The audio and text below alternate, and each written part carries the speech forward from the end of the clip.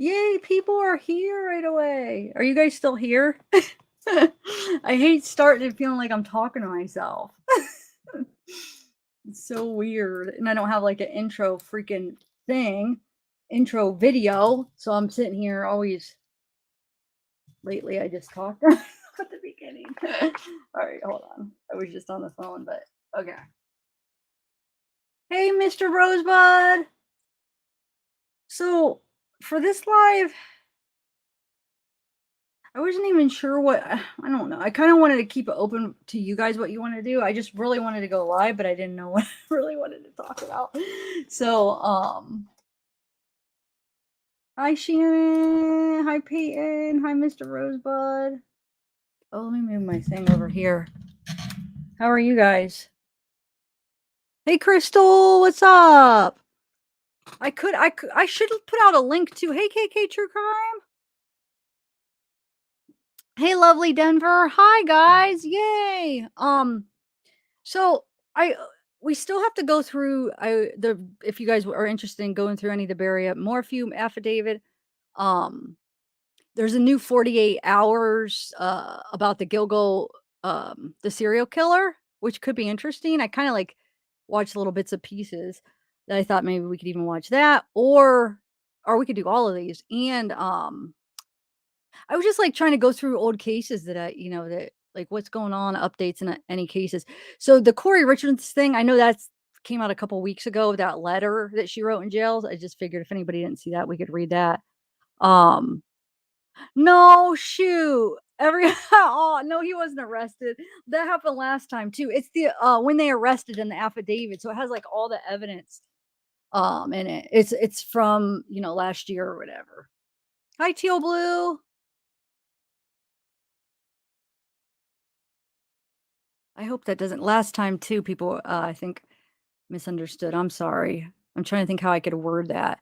It is his arrest affidavit, but it's from when they arrested him before. No, they didn't rearrest him. I mean, I think it's coming, but they haven't yet. Um, you were E-Rock?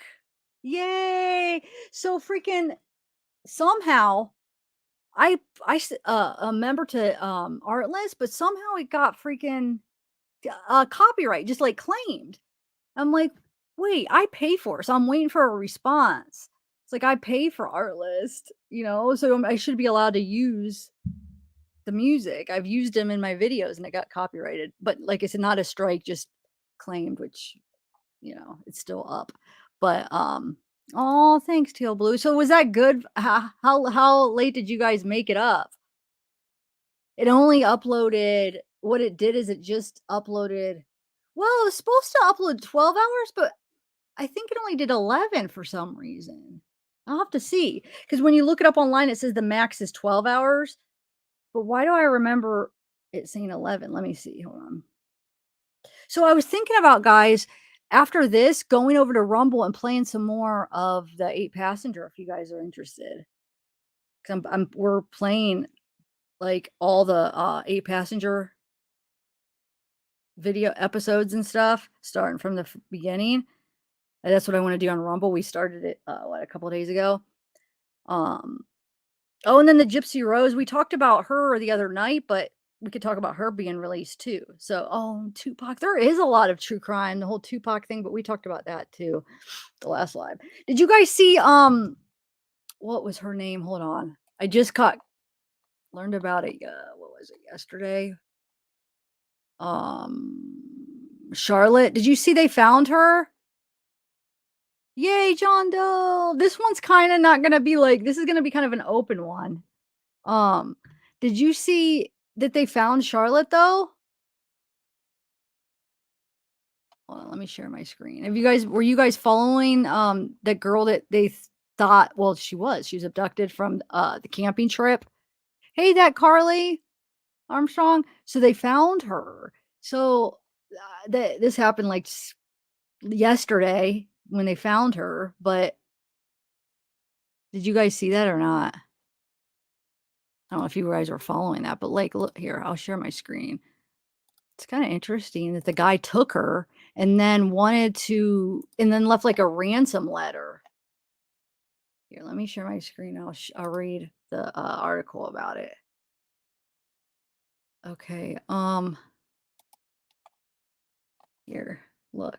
This is yeah, I know. That's crazy. I was gonna cover it. I think it was yesterday or the day before when I saw it.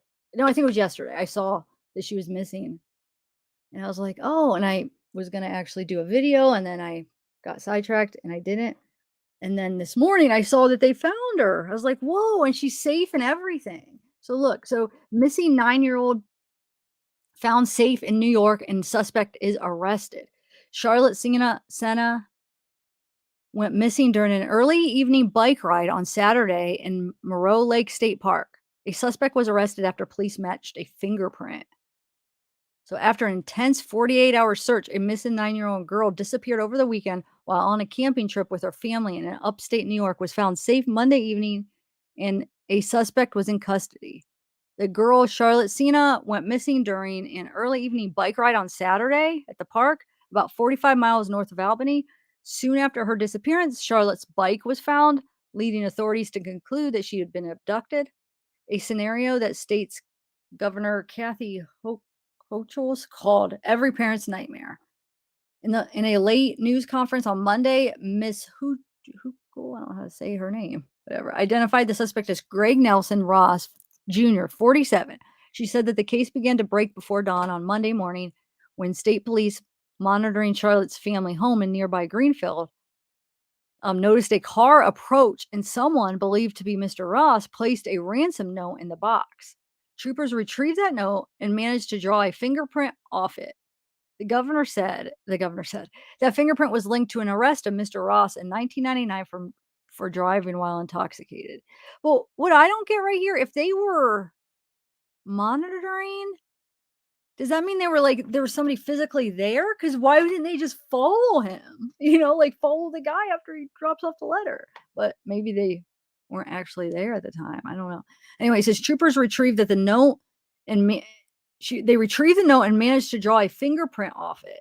The governor said that fingerprint was linked to an arrest of Mr. Ross in 1999 for driving while intoxicated. Sorry, I just read that twice. Um, Hours after the fingerprint match, law enforcement officials descended on the home of Mr. Ross's mother in nearby Milton, New York, where he was living in a camper behind the residence. Law enforcement raided the camper and apprehended Mr. Ross, the governor said. Then the officials found Charlotte hidden in a cupboard. She knew she was being rescued, the governor said. She knew she was in safe hands. Charlotte was in good health and had been taken to a hospital for evaluation. She added that charges were expected to be filed against Mr. Ross soon. In an earlier release, the state police said that troopers had identified the suspect as being in the area of the Moreau Lake State Park around the time Charlotte went missing. Hey, Richie, what's up? E-Rock. The governor praised the efforts of the state police as well as all who worked so tirelessly to find Charlotte. 400 law enforcement officers and other personnel had joined the search, including park rangers and private companies, as well as the FBI. Feels like a miracle that little Charlotte is safely reunited with her parents, Ms. Hutchell says in an interview. So yeah, that's awesome. Because a lot of times they don't end good,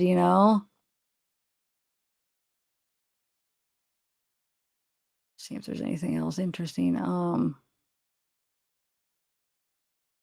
So yeah, she was last seen riding bikes with friends on a small loop road inside the park, ringed by campsites. At little after 6 p.m. on Saturday, Charlotte decided to go around the loop one more time by herself and did not return.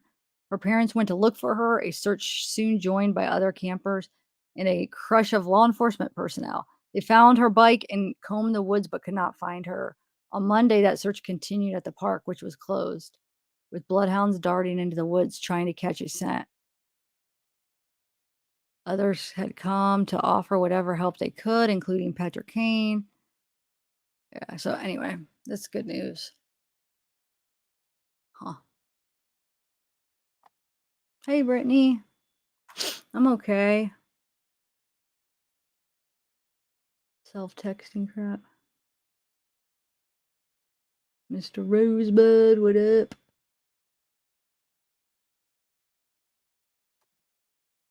So that's good news. And then, how many of you guys have seen that letter that Kouri wrote that they found?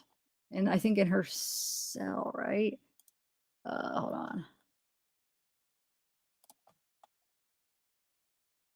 Did you guys see it? Do you want to read it? It's not new news. It was like a couple weeks ago, but I just saw it today. It's hard to keep up with all these cases. But you know, Kouri Richins, the one that is charged with killing her husband, with basically poisoning him with fentanyl. Um, so I don't know if you guys saw this. Let's read it in case I'm sure some of you didn't. 2 miles. Was it 2 miles? Wow. We are chatting about whatever, any case. Actually, you know what though? I am gonna actually I have like Barry Suzanne Morphew and Barry Morphew if we want to go through maybe some of the affidavit. Just talked about Charlotte being found. Gonna read this letter Kouri Richins wrote. It's kind of interesting. Um, and then sometime I want to head over to Rumble and do the 8 passengers too. Yeah, yep, it's the one that poisoned her freaking husband and wrote the book, the children's book about, like, grieving and stuff. Went on, did interviews and stuff, and then freaking find out she is the one that did it. Well, is accused of doing it. Charged. Hasn't been convicted yet because the trial hasn't happened. Hey, Marlou. I'm gonna put the link up if anybody wants to come join.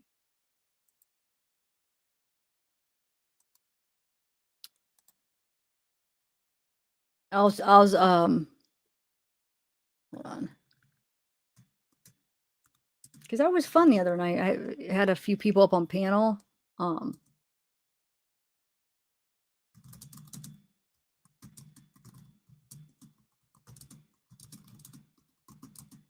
all right, let me send this and I have to pin it. Let me get my YouTube up so I could pin the link. Hold on. Okay. There we go. It's pinned if you guys want to join. Anybody wants to join. It's really easy. StreamYard makes it really easy.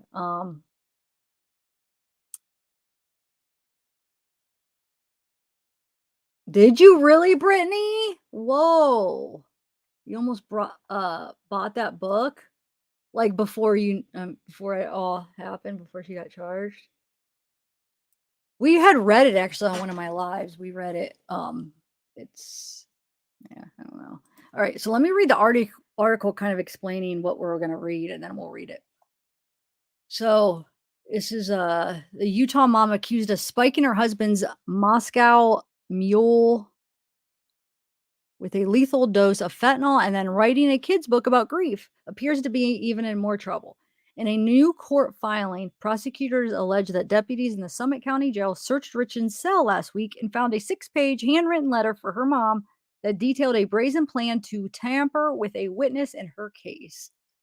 The letter, allegedly found hidden inside a book, started with the words "walk the dog," but it then went on to discuss the evidence in her case at length, including testimony she wanted her brother Ronald to give that implied Richard's husband was addicted to pain medication and likely killed himself. Hey, spicy lady. Oh, Teal Blue, if you don't want to come up and chat, then don't click on it. It's up to you. But the link, you could come up on panel, is what it does. So yeah, don't click on it if you don't want to come up on panel, but if you want to, click on it. Um, okay, so let's read it here. Yeah, she wrote that her lawyers wanted to link her husband Eric getting drugs and pills from Mexico to the fentanyl that killed him, but they need some kind of connection. Okay, so let's see. Hopefully, let me make this bigger. Will that make it bigger? Hold on a second.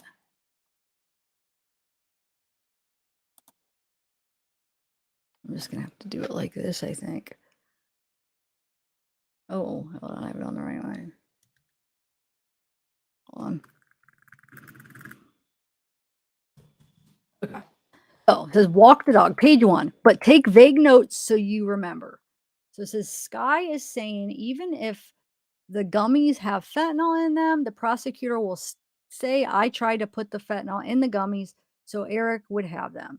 Stupid, I know, but that's what she's thinking. We will still test them though. Oh, that's what she's thinking. We will still test them though.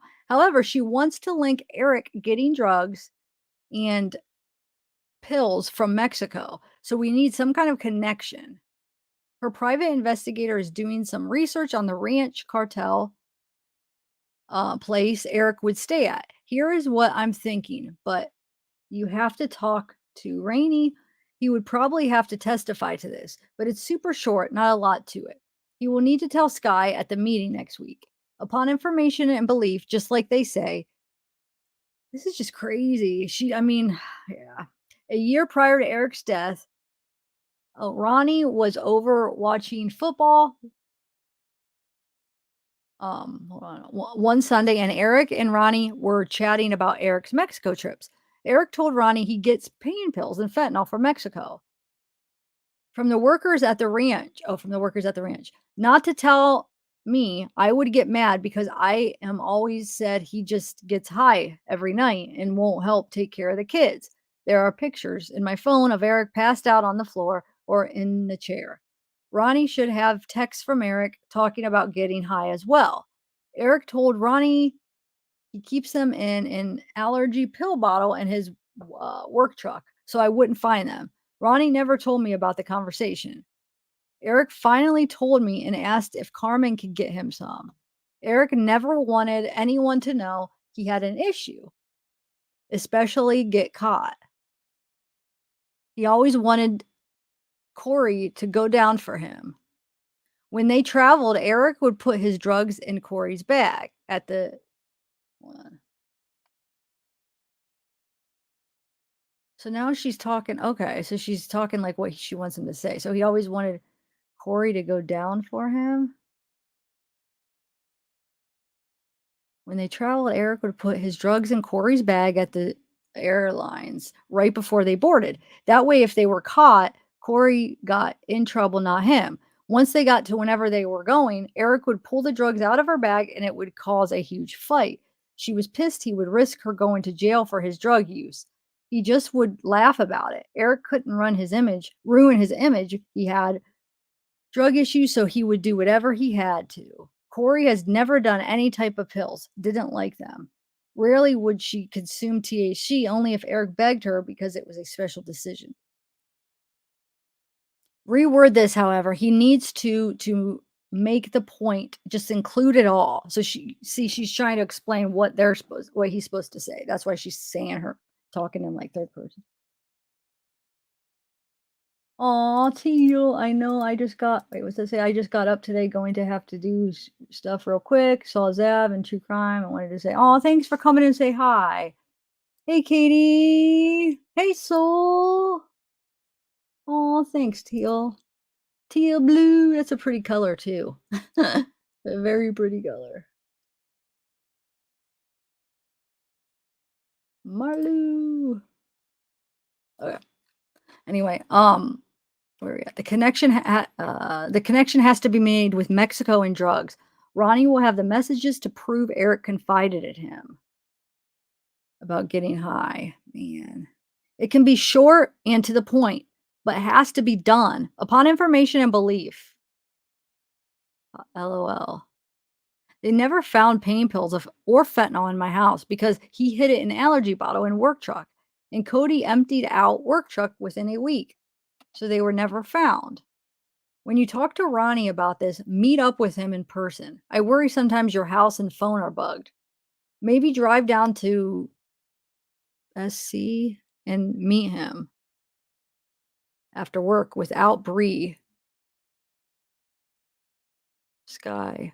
Sky has to make the connection between Eric and Mexico because that makes the most sense in her mind.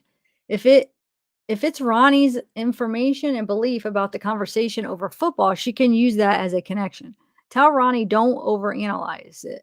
It was a quick 2-minute conversation, lol. Tell him I need him to do this, bring me home, and then we will get those damn bitches. Also, please text Lotto or call. Tell him to not text me anything about us doing things together ever, like church, skiing, trips, nothing that puts us together. It doesn't look good. Hi, Ships Cat. How are you? Thanks for coming.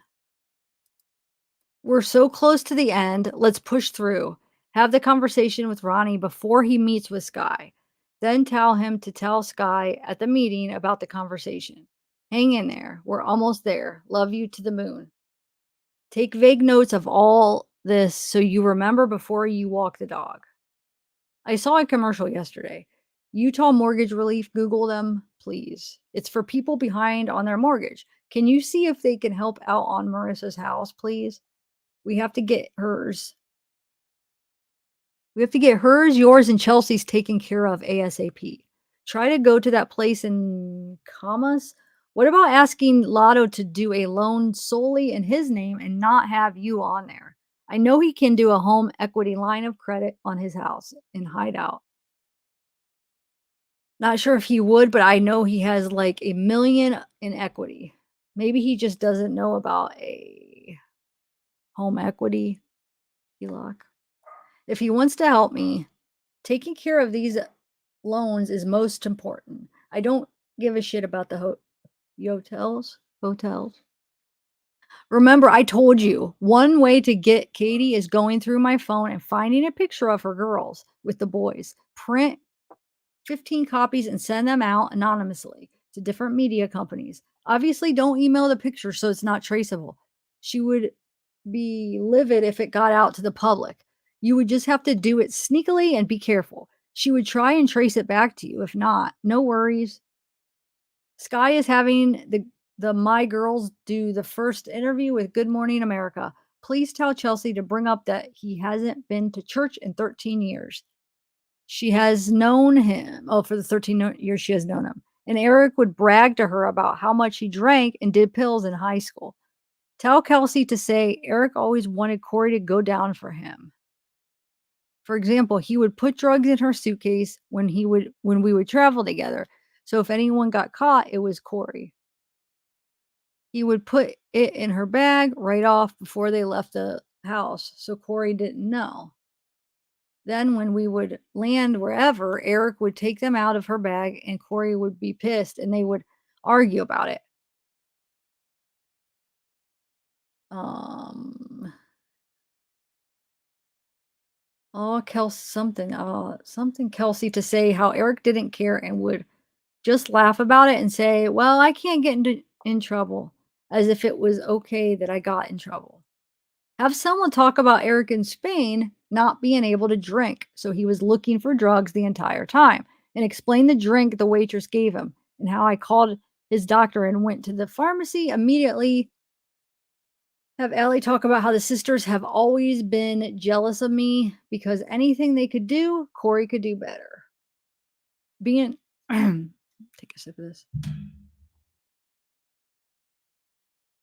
Mm. Hi, Pablo Estevez. How are you? Um, okay, so it says being a mom, college, stay-at-home wife until she built $1 million company, a nice house, car, everything she had that they wanted. This comes down to jealousy, money, and Eric's partying that they don't want to acknowledge, and sadly, an accidental overdose. Lastly, don't forget to work on the gun receipts. We want to file charges and let the prosecutors not do anything about it to use in our defense. Will you buy a box of Crest white strips? Open them up, put in an envelope, and have Sky give them to me. You can tell her what's in the envelope. I'm sure she won't care.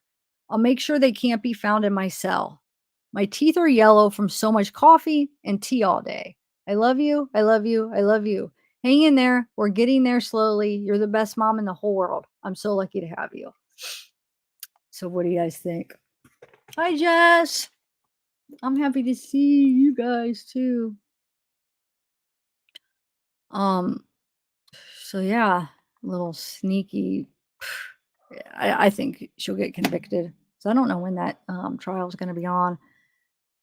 But yeah, because there's like text. I don't know if you guys have followed this case. I've followed it somewhat, not like I don't know every single detail, but I know that there was text messages that she that shows like her getting the drugs, and that she has done it before, and that she's tried to drug him. Well, she has drugged him before, but he didn't die, and he knew it, and he even told one of his friends that she was drugging him. So like he even knew she was doing that, and it's just messed up.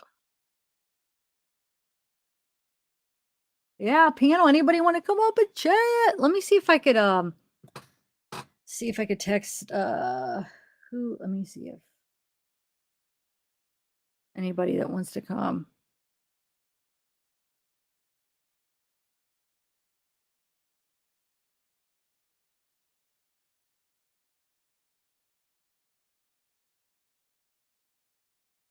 I don't even know who else to ask to come up.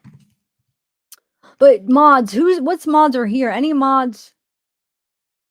I don't even think there's any mods in here right now. Stacey, are you still in here? I know you gotta go out to eat. What I was gonna say is maybe periodically to like tell people if they want to join, because a lot of people probably won't see the pinned comment and not realize what it is. But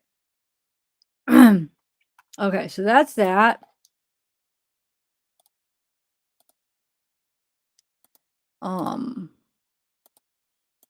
So there's this that new 48 hours for the Gilgo Beach serial killer or whatever. Have you guys seen that? Would you be interested in watching that? Or actually, Court TV, they did a video. I think it was just yesterday on this Kouri Richins case. It's kind of interesting. We could watch a part of that too. And then, like I said, we still have that Barry Morphew stuff. I just don't know. I feel like today I'm probably not going to read all the way through it. We could read some of it, but my voice is still not strong for some reason. So I don't know if I'll be able to just read it. Read all of it or whatever. But I kind of just wanted to see you guys go live. So we can't post links for you. Oh no, Carly, it's up on the it's pinned. I was just saying to tell people that there's a pinned comment if anybody wants to join me on panel. If you want. All right, I'm going to actually bring up one of those videos we can watch. Hold on. Let's do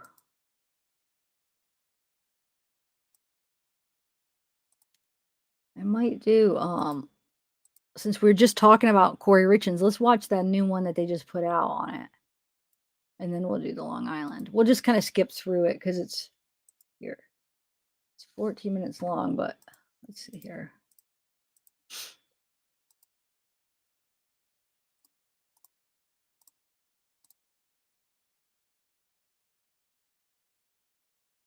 All right, let's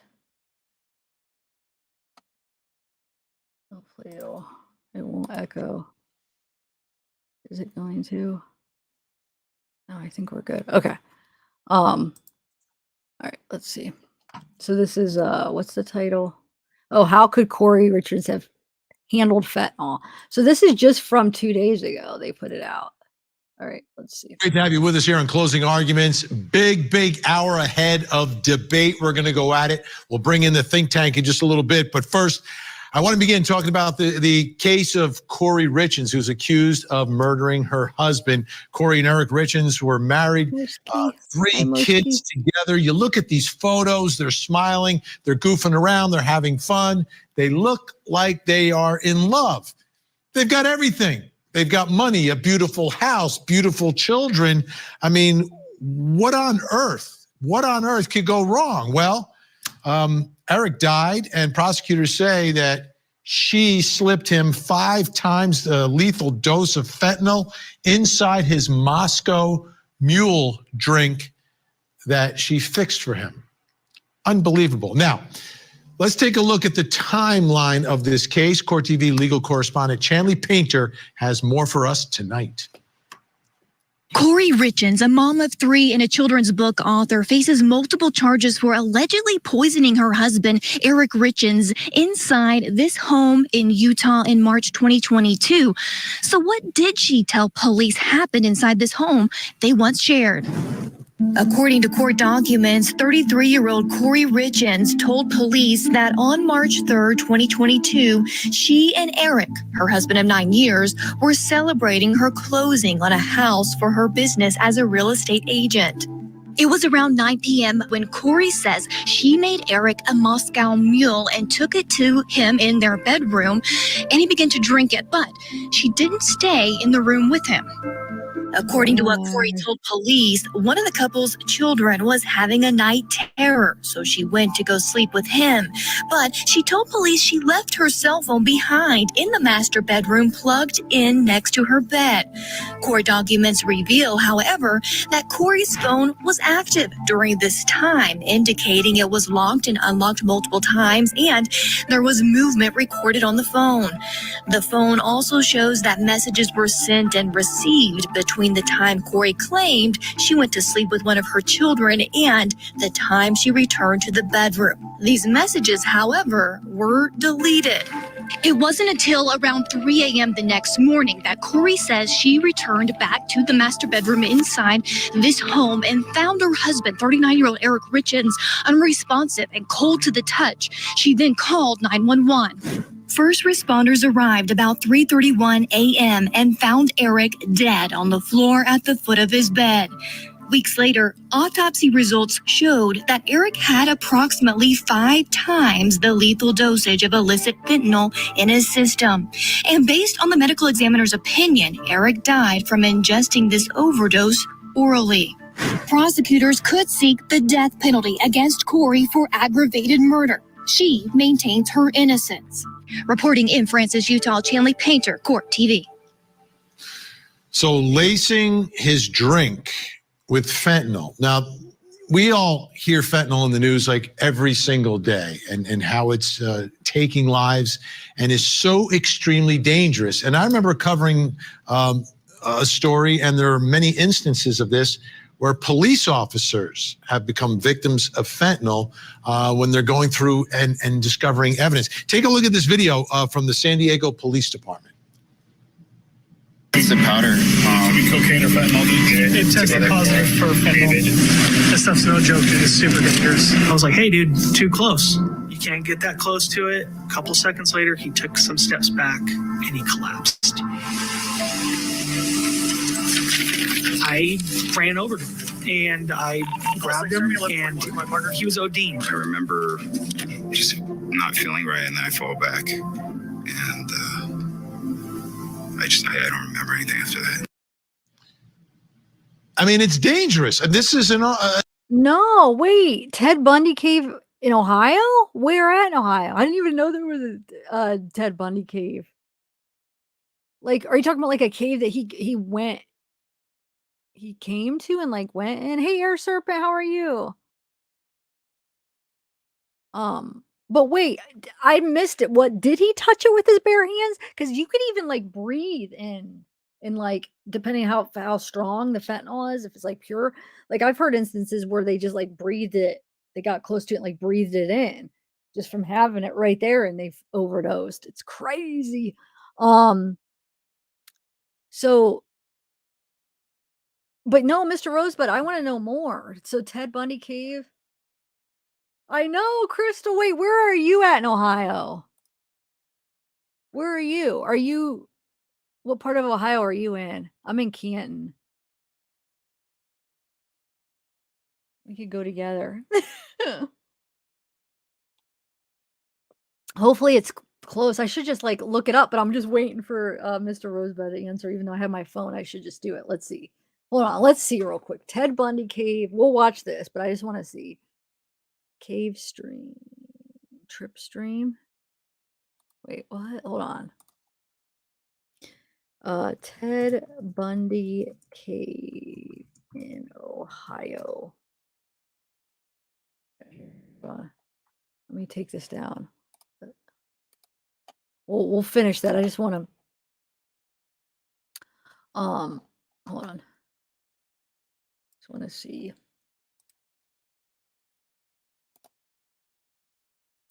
This is what came up when I put Ted Bundy cave in Ohio. So, Ted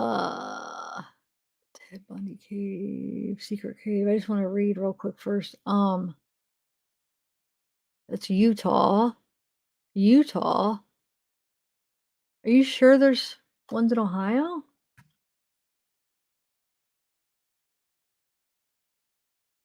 Oh, you're pretty close. Canal Fulton's close. Cleveland's about an hour. Okay. I'm in Upper Cleveland, 10 minutes from Edgewater. I'm not sure where Edgewater is, but Cleveland's like about an hour from me. And Canal Fulton, yeah, that's pretty close. Let's see, Ted or Key for Cannon. I'm not seeing any in Ohio yet. But and I believe you. I just want to I'm trying to figure out where that's at. They survived Ted Bundy. Oh, here, Devil in Ohio. The Ted Bundy tapes, Devil in Ohio. Wait, that's the tapes. I've watched that. It's at Netflix. Is it Tippecanoe? That's Utah. Huh. Oh, here. Oh, no, that's something else. Oh, Crave Drawings, maybe. Hold on. Let's see. Extremely Wicked Director. Brings Ted Bundy story to Netflix. Hopefully that'll just be okay. Come on. Okay. Cleveland, Ohio. A few people in this world know more about Ted Bundy than filmmaker Joe Berlinger. His last two projects have focused on the man who may be the notorious serial killer in American or history of America. All right, let's see.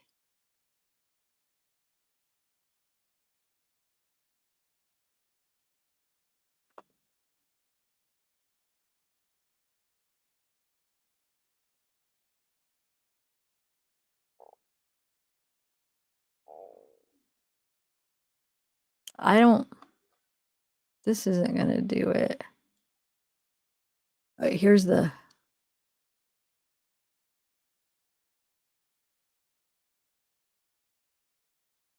huh.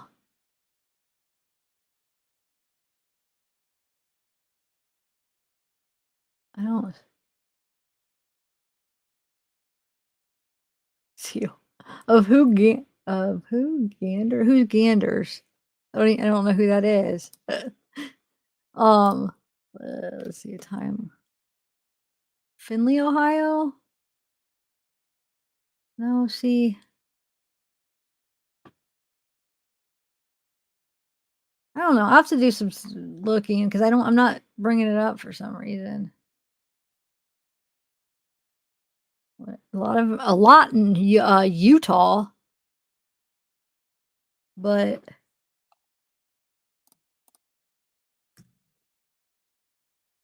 I mean I don't know who.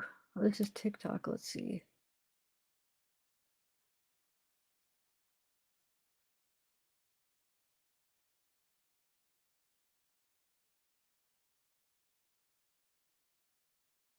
This is Utah. Okay.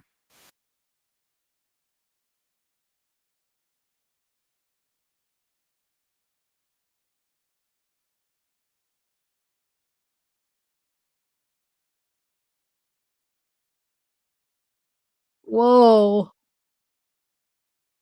I don't know. Why would they want to stop? You guys can't hear the audio because I can't share it on this side. But she's saying that they put those gates up to stop people from visiting the caves. Why? I mean, maybe they're dangerous. I don't know why.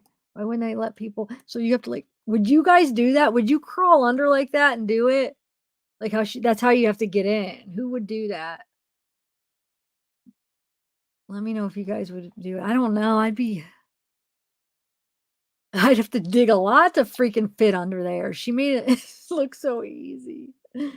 Um, let me see. This might be the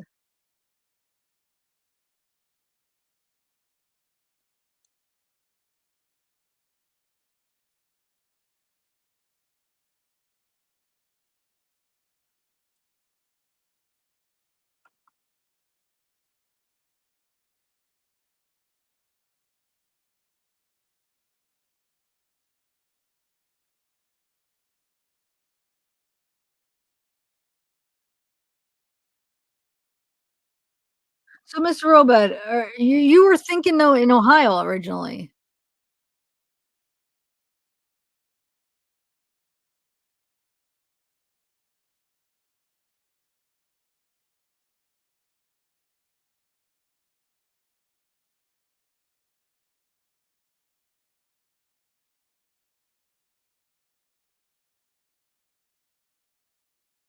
It's so pretty, man. I wanna go. This looks like a nice hike. It's making me wanna go hiking. I wanna go.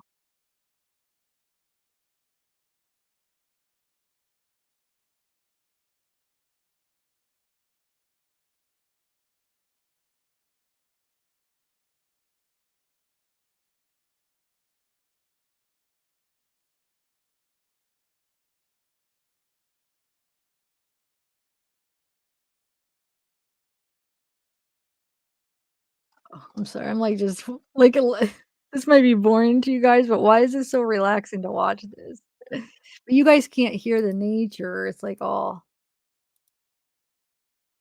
Let me see what the end result. Here it is. Oh, this must be before they, or is this even the same one? I was gonna say before they put up the gates. There's no gates. Is there? Wait, maybe there is. Yeah, I think they. So this is, I think this is the same place, but they added another one, right? They added one right here too. So now they have two. Huh. It's pretty cool though.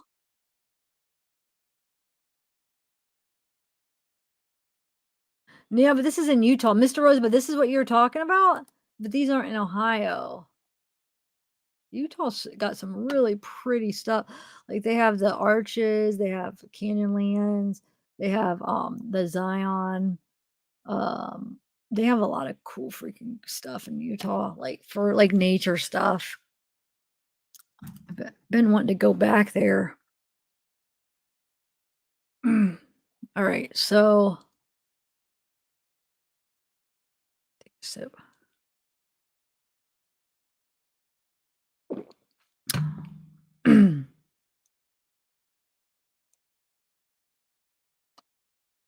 All right, let's finish watching that court TV now. Right down the road from you, John Doe? Really?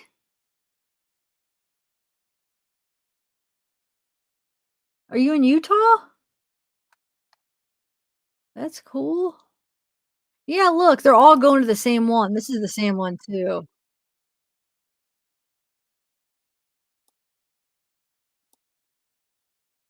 Yeah.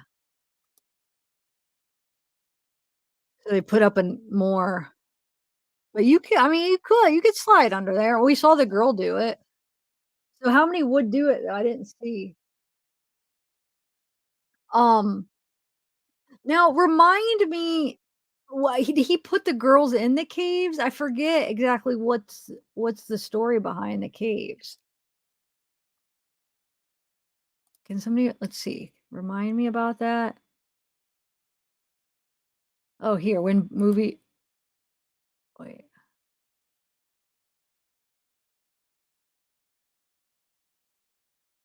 Wait, one of the many locations rumored to be related to 10 Bunny. Okay, let's see if it's, this is a rumored. Okay, cave in American Fort Canyon. Look, that looks like a roller coaster, doesn't it?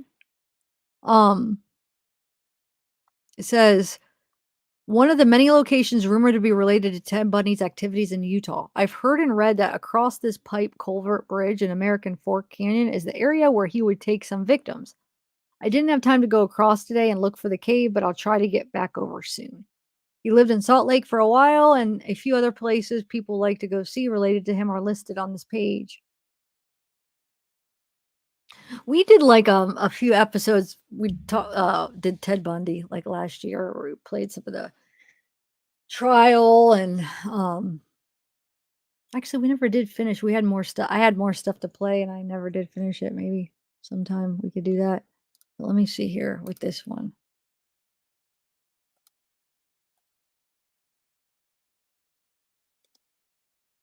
This reminds me of like a roller coaster track.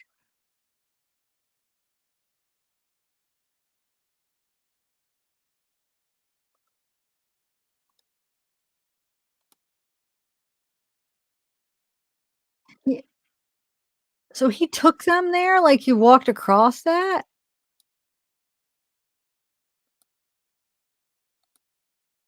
Oh,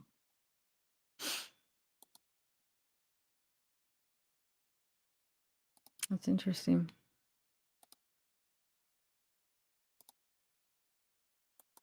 Yeah, Mr. Rose, but I think you do have the wrong state.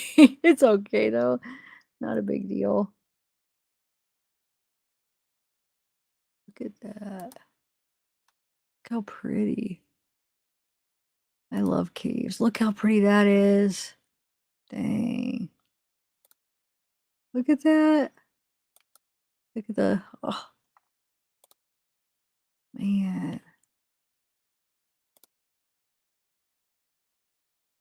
Cool. Ted Bundy carved name detail carved into defense table. Wow, that's pretty cool. His table for the trial.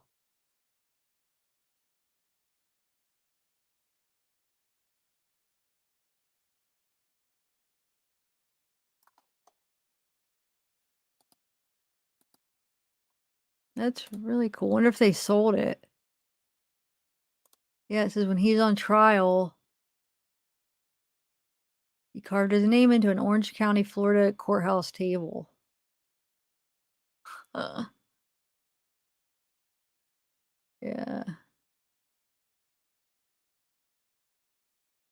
Wonder what he used to carve it, because hopefully he didn't have something sharp with him as I guess his nail.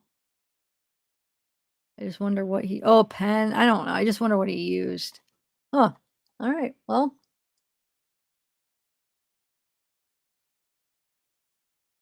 oh, Leanne, this is so I feel bad because any new people, if you're new today, I feel like this is kind of an off the wall type live. I just wanted to go live, so I don't really have too much planned. I just figured if somebody wants to come up, they could come up. I have the link for a panel, and then I have a few things, possibilities, and it's kind of just like whatever we want to talk about.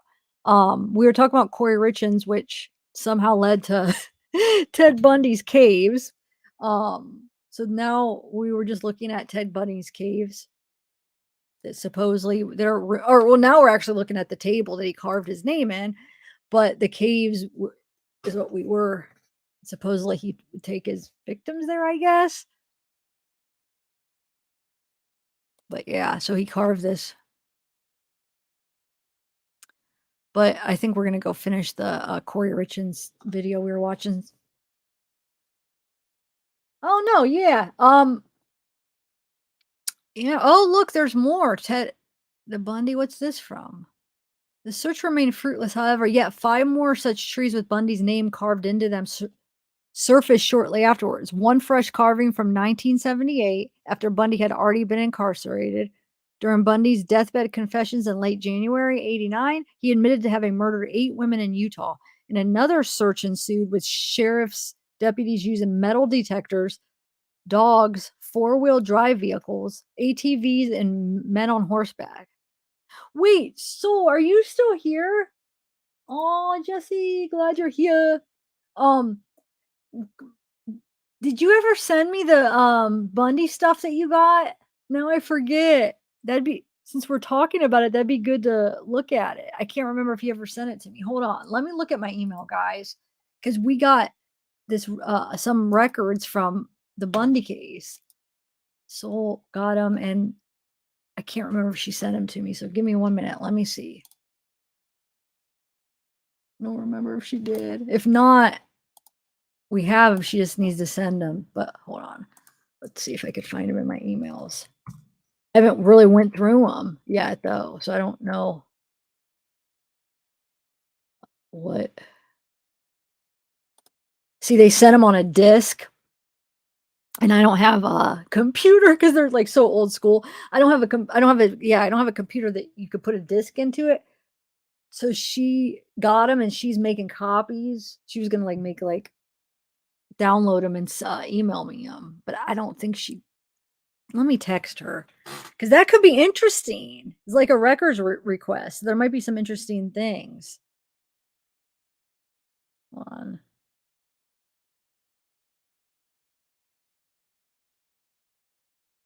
I'm texting her. I don't think she's in the chat.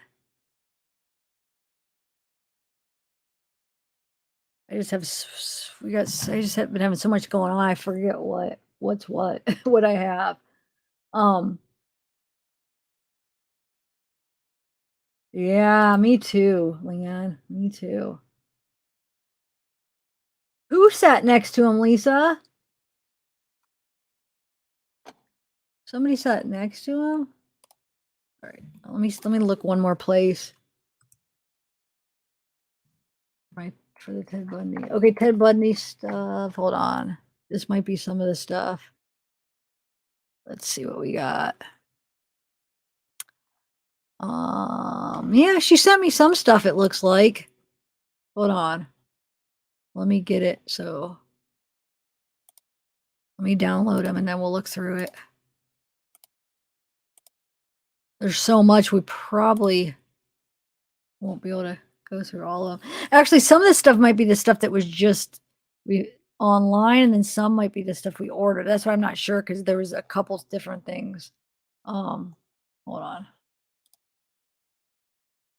Court documents. No, not that. Okay.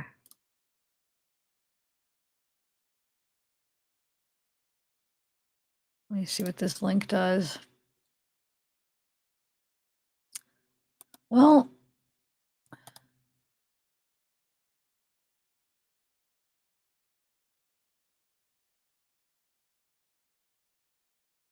all right. Well, we could do. Wait, where did the other one go?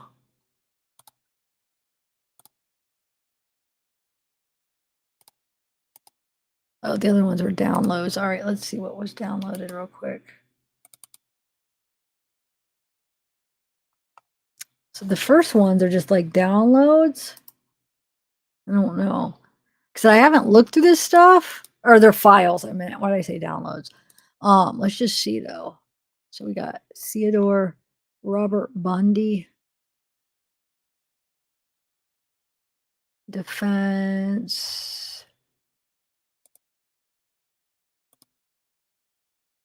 What's this witness? Oh, all the witnesses. Play what, Mr. Rosebud? Wait, did you send me something, Mr. Rosebud? Or what do you mean? Maybe I misunderstood what was going on. Let me check my email. Did you send me a video? No, I didn't get an email. Just specify what you want me to play.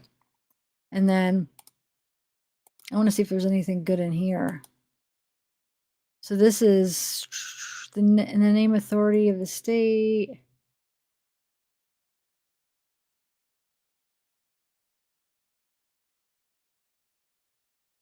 Oh, it's just the talking about how he entered or remain in a structure located at Jefferson Street, dwelling of Karen Chandler and or Kathy Kleiner, with the intent to commit the offense of battery therein in the course of committing such burglary. The said Theodore Robert Bundy did make an assault upon Karen and or Kathy. Let's see. On the 15th day of January 1978, unlawfully attempt to kill a human being, to wit, by beating her about the head, knowingly or intentionally causing great bodily harm, and said attempt was perpetrated by said Theodore Bundy from, let's see.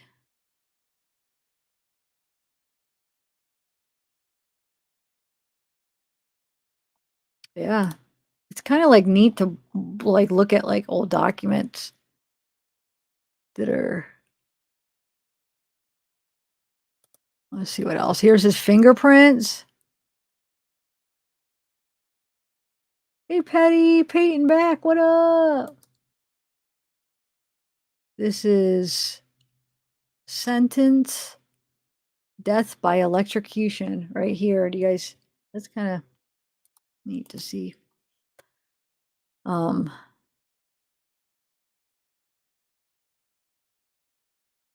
Yeah. State's response to defense motion to suppress testimony.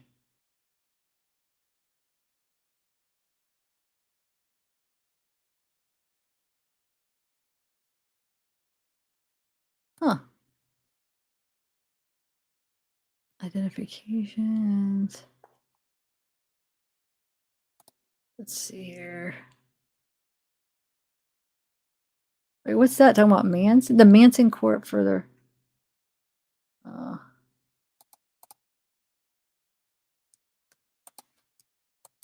How many paid? 148. So yeah, I'll have to probably go through this and see later. Yeah, look, state's exhibits, photo of Mr. Bundy's teeth and mouth, impressions of defendant's teeth, upper teeth, wax bite mark records, blow up 8x10 of bite with ruler, defendant's exhibits. Huh. Oh, wait, polygraph. Remember we were talking about polygraph? Hold on. Here we have, we'll know for sure here. Where'd that go?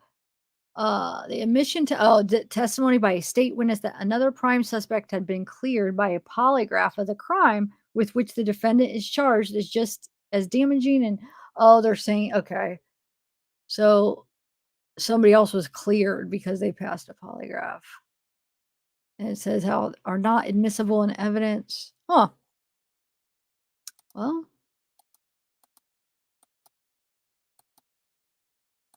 all right, we'll go back to the Kouri stuff. I feel like I'll try to go through this later. Yeah.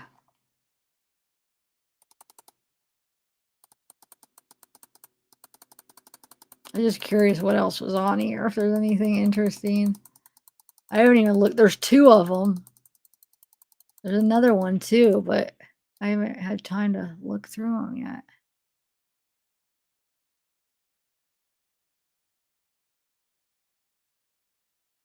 Oh, all right.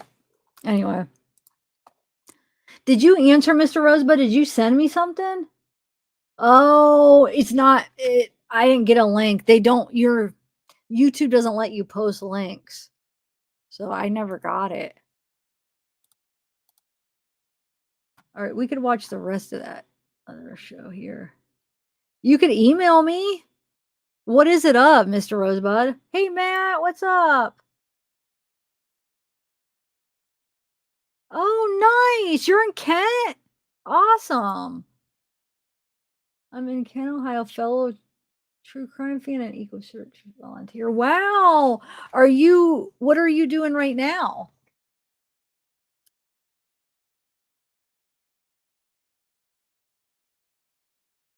So you live in Kent? Oh, thanks, Brittany.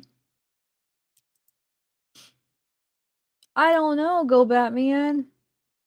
Oh, Peyton's here. Stacy was here. All right, I'm gonna put on that the video we were watching on Kouri again. We'll just finish watching that. Unless if something else comes up. Like I said, I don't care what we talk about. I just kind of wanted to keep my mind busy. All right, where is the video? There it is. All right. A deputy who is just trying to get some evidence gets too close to the fentanyl and he's down. Now, in this case, they're alleging that Kouri Richins is lacing his drink. And I don't know much about fentanyl and what forms it comes in, but how could an officer who's trained get too close to fentanyl and just drop, and Kouri Richins can somehow maybe get fentanyl, crush it up and do whatever and pour it into a drink and be safe? How does that work? I don't understand. We need an expert to get some insight here. So we've done that. Joining us tonight from Los Angeles, California, healthcare attorney, founder, and managing partner of Nelson Hardiman, a healthcare law firm, and the author of the book, The United States of Opioids, Harry Nelson, joining us tonight. Harry, great to see you. Thank you so much. Explain to me how. Thanks for having me on, Vinny. Explain these two situations. We've got a situation where a woman who is not trained in anything is accused of, I guess, crushing up fentanyl. I don't even know what form it would be in, and lacing a Moscow Mule. And she can do that, yet an officer approaches fentanyl and almost dies.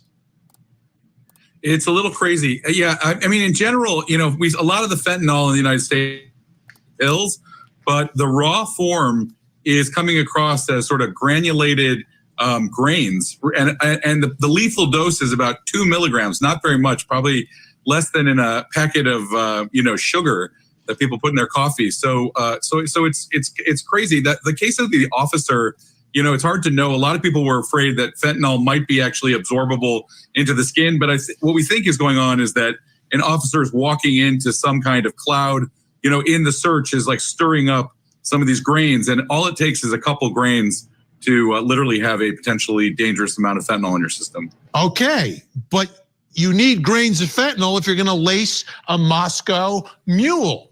So how is she able to potentially, and this is the allegation, right? How is she able to do that, yet the officer can't even, you know, approach a vehicle where this fentanyl is?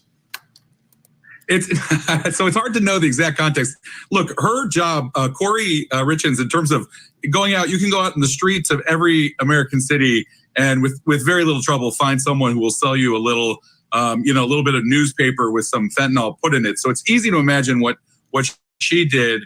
She went out there and probably for very little money, for even a few bucks, was able to either buy or have someone buy for her a little bit just to put into the Moscow Mule. In what form? Case again with the officer. In what form? Probably, I'm guessing that a lot of, if you listen to the stories that a lot of addicts tell about the way they're getting it today is just literally grains being sold in plastic bags and in newspaper. Just a couple grains selling for a couple bucks. Fentanyl, the reason fentanyl is killing so many people is it's so cheap. But the problem is that, you know, for officers who are handling or breathing in a few grains, it literally, I mean, that's only one of several cases we've had where just tiny amounts of this stuff getting into your system will send you into an overdose. So do you, in your opinion, do you think it's plausible that a woman, I mean, at the time she's like into realty, she's a mom, she worked at Home Depot, someone like that would be able to safely get some fentanyl and lace a Moscow Mule and not suffer any ill effects? Is that plausible to you? I can imagine that she was probably taking a lot of care. This crime, if it's true, took obviously a lot of preparation, and it's possible to imagine that she went out there, bought it, handled it with gloves, and was pretty careful about it. Right, about 200 people a day are dying of fentanyl overdoses. So if you think about it, how many people are using it without dying? She was able to sort of plug into all that traffic. And I think she just was a little more careful. I'm frankly surprised we don't hear about more people doing intentional poisoning with fentanyl, given access to it. Absolutely. Like you're saying, it's cheap, it's very accessible, it's everywhere. Okay, well, I appreciate your insight tonight. And my guess is what the defense is going to do here is say it's not plausible. How could she do that? She, and then maybe even show the same video we showed. I don't know. But Harry Nelson, great to have you on the show tonight. You look like you want to say one more thing. No, thanks for having me on. It's crazy. I think this case, I worry that she's going to be a model for a lot of people out there. Yeah, that could be very problematic. Harry Nelson, the book, The United States of Opioids. Appreciate your time tonight. Thanks, Vinny. Okay, let's bring in our think tank. Join us tonight, criminal defense attorney Renee Hill. Also with us, national trial attorney Michael Jaffer is with us, and trial attorney, former prosecutor Brian Silber. Great to see everyone. All right, Renee Hill. The theory of prosecutors that she's lacing this thing with fentanyl. As soon as I heard that, I was thinking about all these officers who are dropping. I mean, trained. They are trained. They know what to do, what not to do. What are your thoughts about the theme here and what potentially happened in the way that Eric Richins was poisoned with fentanyl? Yeah, I think this is going to be a difficult case for the prosecution. I think it's going to be a battle of the experts here because, as you stated, people are dying regularly from fentanyl, just not even ingesting it, but just being around it. I mean, we have this case right now here in the Bronx where these children were subjected to being in a room where fentanyl was present. A baby died. The others are in critical condition. They didn't ingest it. It was just near them. And so I don't know how they're going to be able to prove that she could lace his drinks without being harmed herself. So that's an upside for the defense and a downside for the prosecution. And I think that they're both going to bring experts in and they're going to have to figure it out from there. Yeah, Michael, this is a new spot where we're in. I mean, we haven't had a purposeful fentanyl poisoning case yet. This is one of the first ones. Allegedly tossed it in the Moscow Mule of all things. What are your thoughts about how this plays inside a courtroom? Because every juror that walks in there has heard the stories. Many of them have probably seen videos like the one I just showed of a police officer. I hope the prosecutors, see videos like this, because when I was a public defender a long time ago, fentanyl was not a thing. I don't know much about fentanyl. I was prepared to talk about this case until I saw that video in the beginning of your show and was kind of blown away. I did not know that fentanyl does it. My little sister's a pain management doctor. I've been an attorney for 17 years. I had no idea that fentanyl was that toxic. And that video of the police officer fainting, and he's trained, he actually knows this stuff. He was warned by his partner.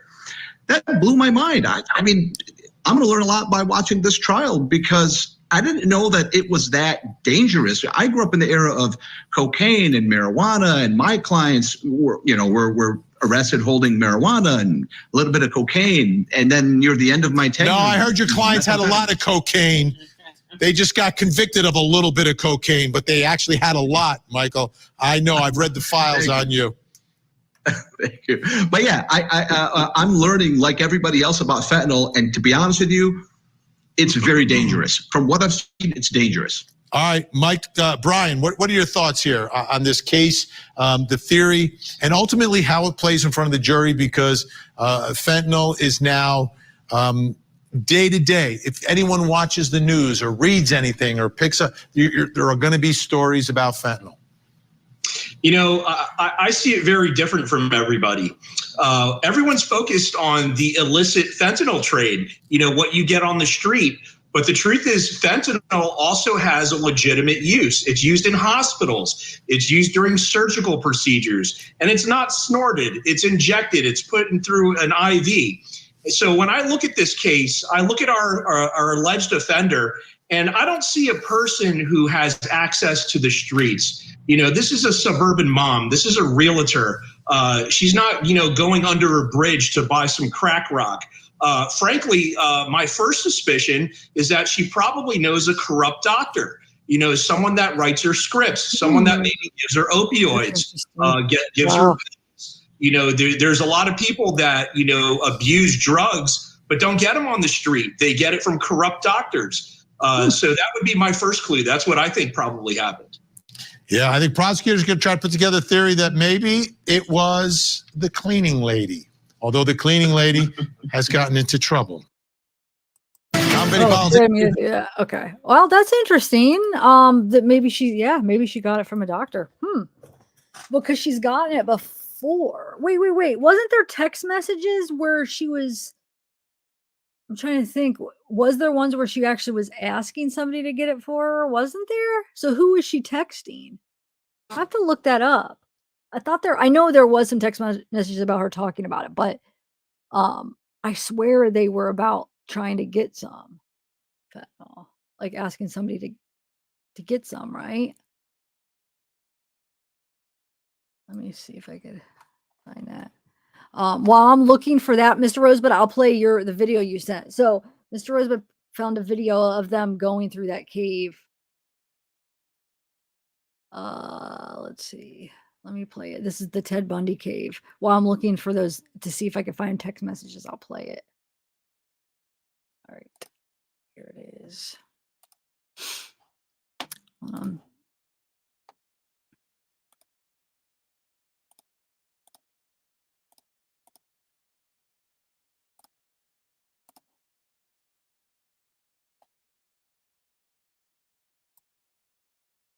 Okay, let's see.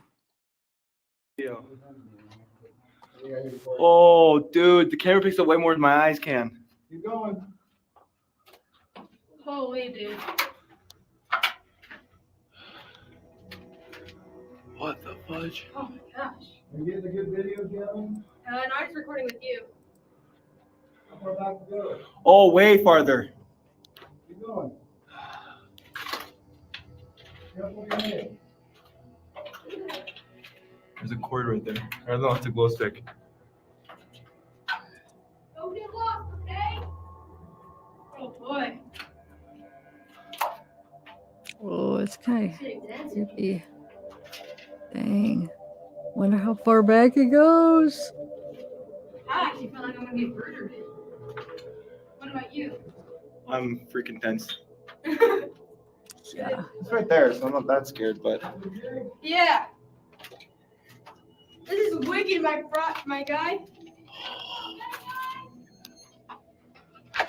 Oh.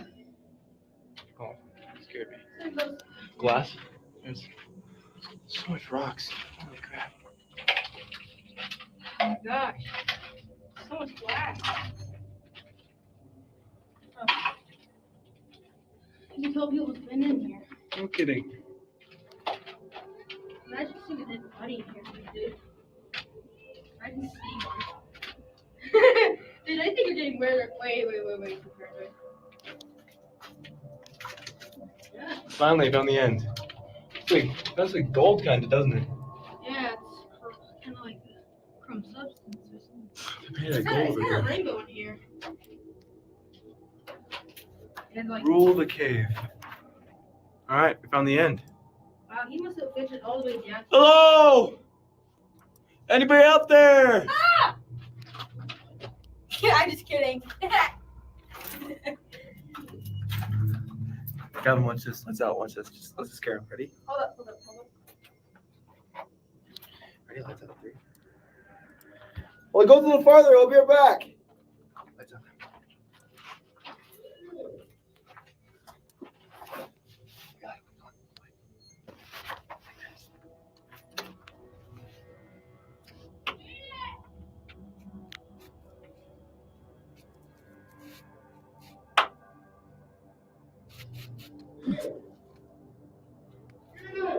Hello!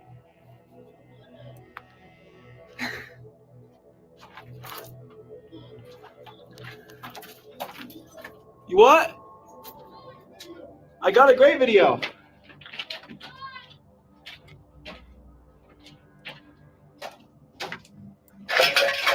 Ow. Yeah, trash sucks. Trash sucks. This was fun!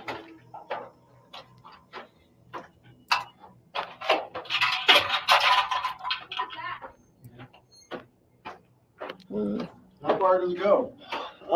We reached the end, Okay. but it was pretty cool. At first, like when you don't see anything, you can't see anything beyond the darkness. Like it's really freaky because you're like, oh crap, Yeah. there could be. They're like, is there an end to this kind of thing? No, that's all your light go off and freaking me out. Yeah, you're afraid of us going deeper? Yes, until I can see it. Let's go out. Okay. Okay. Well. Interesting. I found some stuff. I haven't found.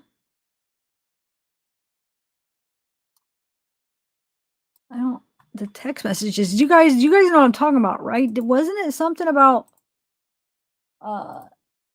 getting him drugs? Let's see what these things. I copied a few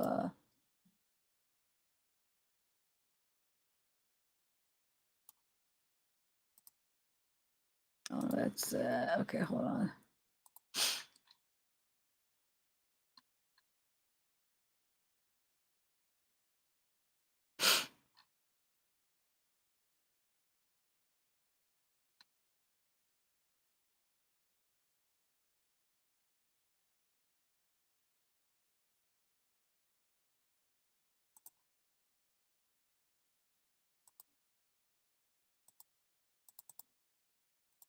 One second. Let me see what it saved.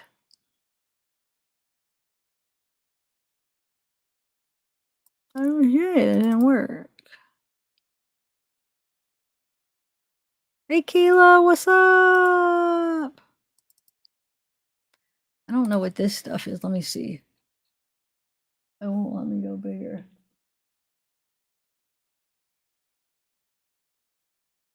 Chad.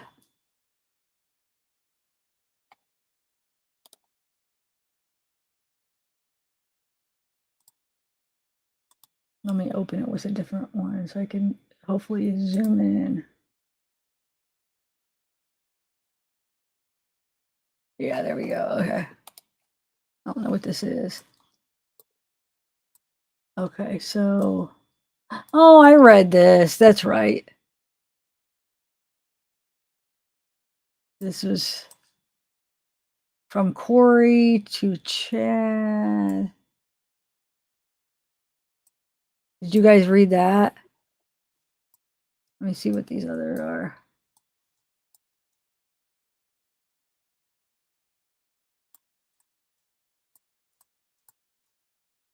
Oh, this is probably just a continue it.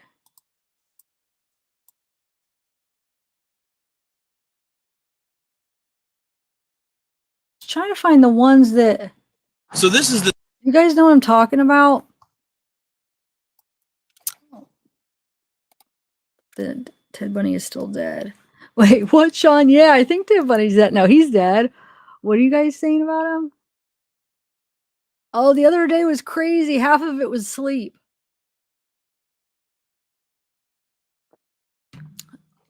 We all went to sleep and I just kept music on. I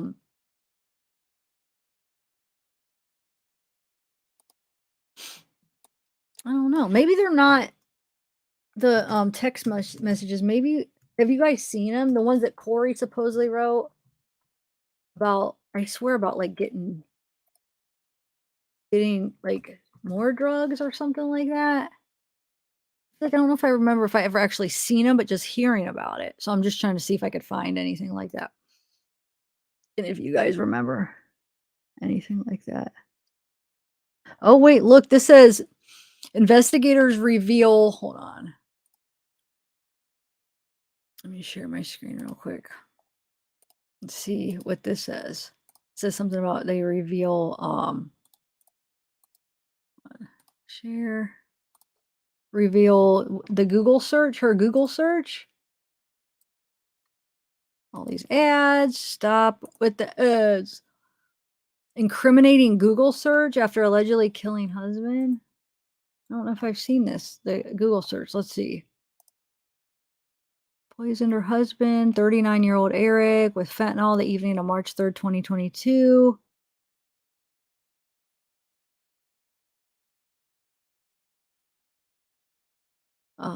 She also told police after her husband was found dead, he didn't just die in his sleep, records reveal.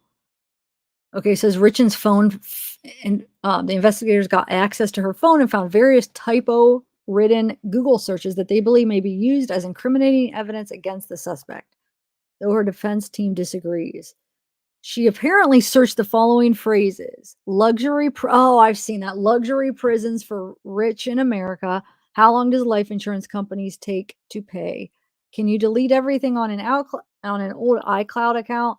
Can deleted text messages be retrieved? What information can be obtained from a cell phone? How to turn my iPhone off? Can cops force you to do a lie detector? When does FBI get involved? What is considered a lethal dose of fentanyl? And what are you allowed inside Utah jails? I don't know. Interesting though. A little behind in chat. Oh, wait, hold on. I'm behind in chat now, too. That's an old one. Okay. Hey, Derpstein, what up? Jeremiah, Dragonfly, yay. Mosky. She told him what to testify to. It was truthful, though. She told me about Eric putting his drugs in her luggage a long time ago. No, we read that. We read that, John Doe. Wait, she told me about Eric putting his drugs in her luggage a long time ago. Or Kouri is very anti-drug. Ronnie had that combo with Eric. Wait, do you know her? You said she told me, like you personally? Who are you, John Doe? Or was that a mistype? But yeah, we read that letter. I'm talking about the text that I remember hearing about way at the beginning. I was just trying to find them. I can't find them. Okay, so remember hearing about text messages that were basically pretty incriminating, right? That she was asked something about like looking for more drugs or talking about buying drugs or something like that. Does that ring a bell? I remember hearing about like at the beginning they were talking about they found old text messages, maybe not old text messages, but text messages talking about her wanting to either buy drugs or maybe that she bought drugs that she needed to get more because because not for her, that she was giving it to him. And then his text messages to his friend saying how he thinks, well, he knows his wife was poisoning him, like that she had done it before and he knew it. Do you know, John, do you know where I could get those? Some of those were on me on her phone. Some of those were me on her phone. Wait, who are you, John Doe? What do you mean? I'm confused who you are. Huh. Yeah. Come on up. Hey, I have a link up if anybody wants to come join, if you have some information, but I want to know who you are first. How are you connected? Hi, True Crime Investigates. New York. Okay. But now, John, you have me very intrigued because you're saying you talked to Kouri. Yes, that Carly. Thank you. Yes, it was something like that too. How she had to buy. Yes, they didn't work the first time. Yes, those are what I'm talking about. And also, I'd like to find the ones where he was talking about how he texted one of his friends about how she was poisoning him, that she or drugging him or whatever, that he knew it. And because she had done it before, he didn't die, but he felt a certain way, didn't feel right.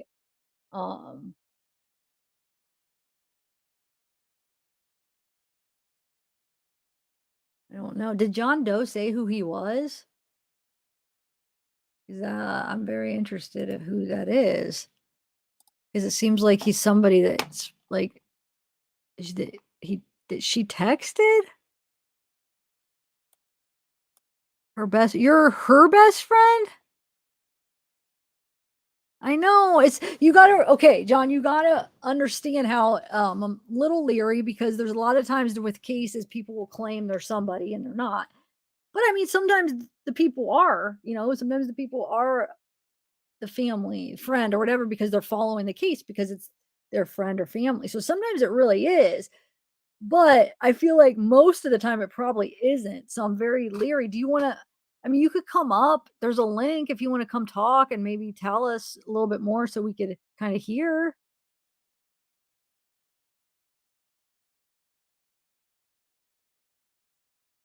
Are you you said you're her best friend, so are you a guy or a girl? Because you're John Doe. So are you one of her guy best friends?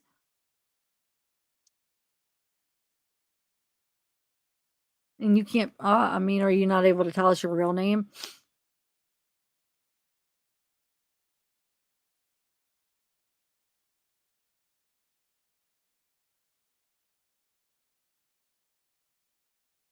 Well, drugged him, I should say. Fentanyl in his drink.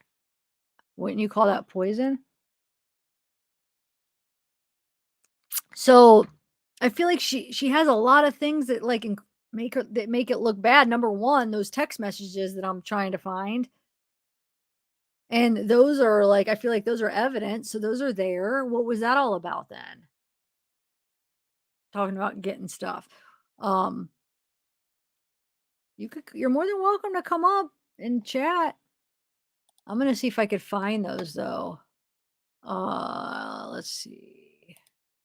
Let me try to go. Maybe if I put.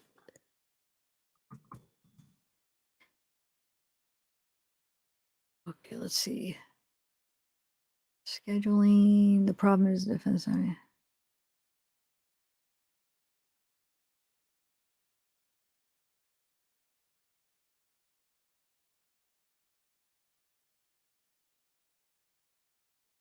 Oh wait, what's this jail call transcript? Is there anything? Wonder if there's anything interesting on that. Let's see what it says. It says Richins jail call transcript. Have you guys seen that? Let's see. Here's that. I don't know if there's anything interesting on it. So we have, when is this from? September 17th. We have Lisa saying, hello, Kouri, can you hear me now? Yeah. Oh, hello. Did you get your room back? So Kouri says, no, I've just been in lockdown in my room, and then you get out for an hour a day. And then in that hour, I have to shower and like I can read the tablet. Lisa says, oh, okay. Are you Lisa? Wait, who's Lisa?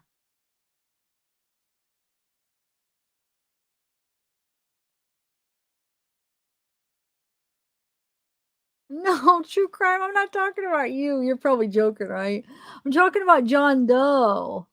Because he said he's friends with he said he's Kouri's best friend. Can you take the link, John Doe?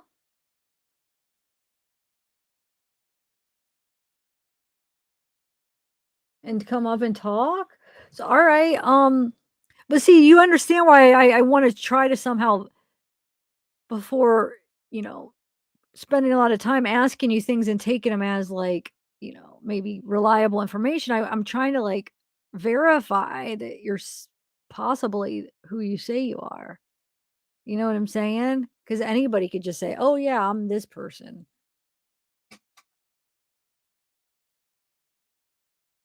Okay, so you're saying she's innocent? So what what happened? He just was you're saying that he just took it and thought it was something else and it was fentanyl and overdosed. But I feel like there's just too many things that, like I said, for one thing, if I could find those dang text messages, um, him even saying she had done it before.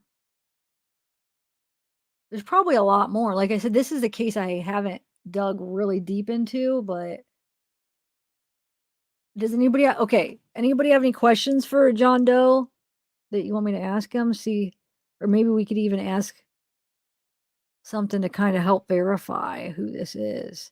Or John Doe, are you a well-known, like, are you in any of the documents or anything, like as a friend that's, you know, when they say, oh, she contacted this person, or are you that close as far as, I mean, are you going to be called up to testify in the trial?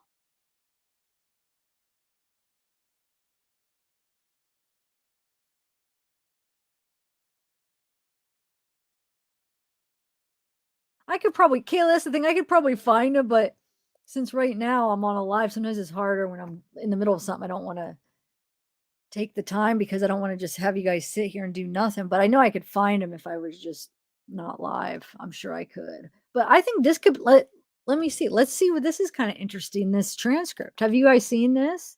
Her call transcript? I don't know if there's going to be anything interesting in it, but I haven't seen it yet. So Kouri says, yeah, it's my normal room, but because Monday they're giving me my punishment, I guess. What? And Lisa says, meanwhile, they got you locked down. And Kouri says, yeah, but luckily I honestly am so blessed. Like, it is in my room. Like, I tolerate that because, like, I can still talk to the girls. I can, like, see the TV out my window. I have my books, you know, it's not in that freaking closet of a thing I was in the other day. Lisa is Kay's mom. Oh, okay, sorry. I haven't talked about this case in a minute too, and I'm not. No, not if it requires my voice. Oh, shoot. Well, yeah. Well, what can you tell us besides though she's innocent, she didn't do it? What else can you tell us that you know that would be interesting?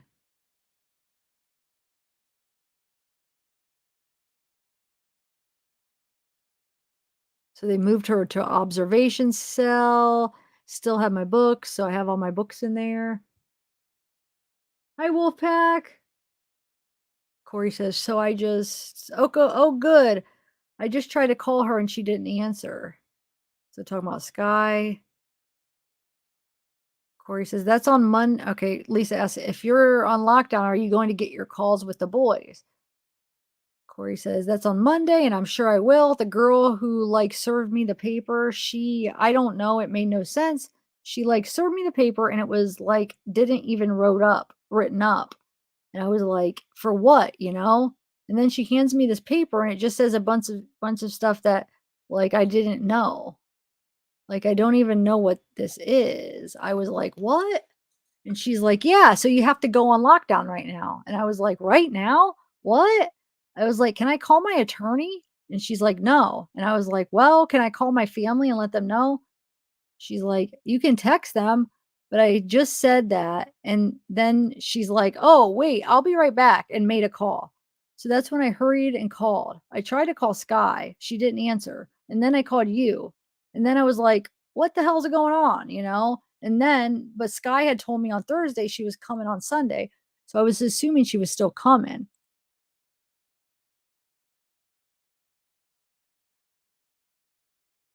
Oh, okay.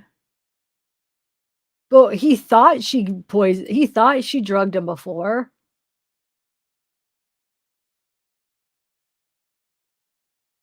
Ashley, do you want to come up? I'm trying to get people to come up on panel. Do you want to come up and read this with me, Ashley? You could be Lisa and I could be Kouri. It's hard to read both parts. Lisa says, okay. Kouri says, but I haven't talked to her. Lisa says, yeah, she's coming tomorrow. And Kouri says, okay. Did she barely text you? And Lisa says, no, I talked to her earlier today. Kouri says, oh, how did that go? Or you can't say. And Lisa says, good, good. So you know what they're going for? Okay, actually. So maybe I'll wait to read this. For her, we could read that when she comes. That could be kind of interesting. It's a transcript. But John Doe, I don't know. This is hard because I feel like I would want to hear something that makes me for sure believe that you are who you say you are, because you got to understand there's been so much with true crime where people pretend they're people. So just know that. So it's very tricky to just like have some random John Doe that's in the chat and then believe that they're who they say, because so many times people lie.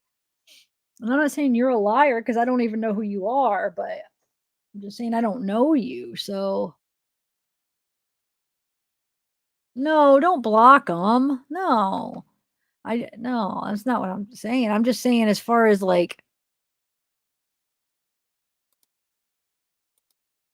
taking your word that you're who you are and like really feeling like it's going to be worth asking you questions because you're really that person. It's just, I mean, if anybody in chat has a question for him, ask them. I don't even know what to ask him right now, to be honest. I want to find those freaking texts so I could show you what I'm talking about, and then you could.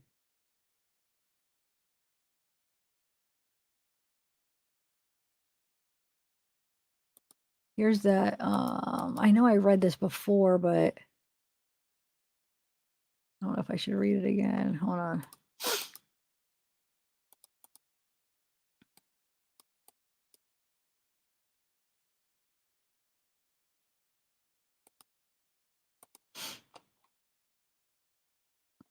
Oh, wait, here. Kouri Richins.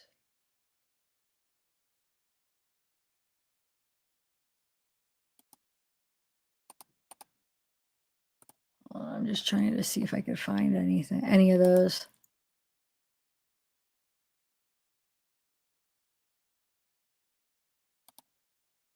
I'm in some of the groups to see. Like, I'm not even 100% that they were ever public, but I think they were.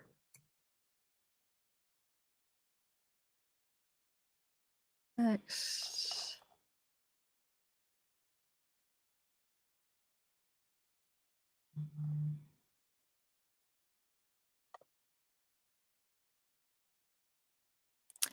The warrant's only like 5 or 6 pages. I don't know if you'd want to read that. We have the jail call transcripts, which we're going to read.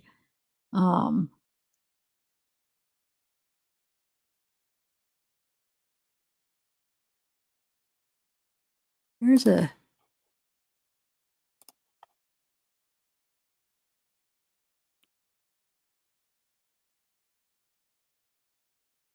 Well, yeah, it says defendant told her mother and brother that she had contacted CL and asked for drugs on Eric so now she's saying that it was on Eric's behalf. So that's how she's talking about that. Okay. Oh, wait, hold on.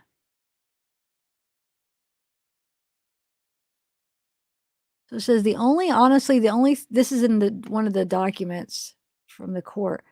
The only thing that can make sense regarding how fentanyl got in Eric Richins' body is those fentanyl or those gummies. Like, Eric doesn't do fentanyl, so it had to be mixed in something, right? Like, not necessarily drugs, but weed. So it sounds like that's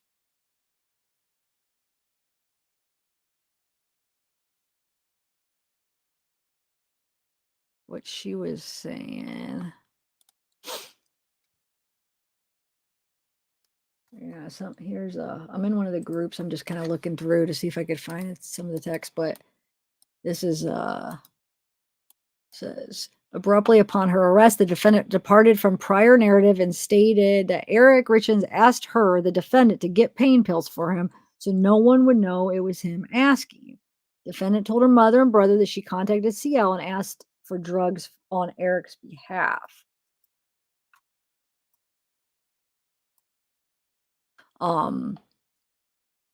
Where are we? The defendant further wanted to know if her mother or brother had contacted CL. What the hell? From jail, the defendant lied that Eric asked her, the defendant, to procure illicit drugs. She says even though Eric Richins had a prescription for opioids and did not take them. Yeah, that doesn't make sense. See?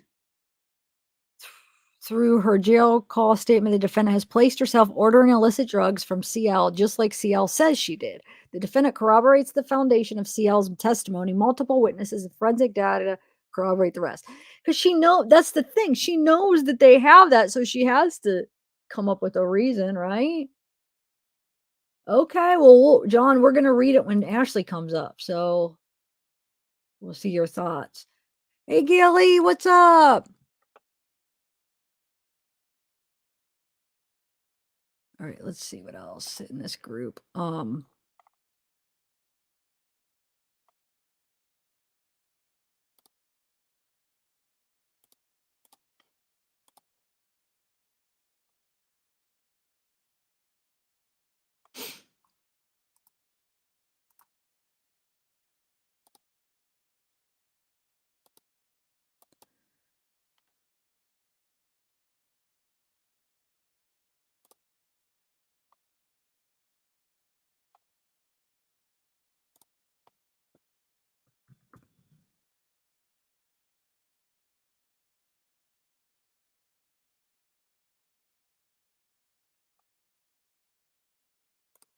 Let's see what this one says.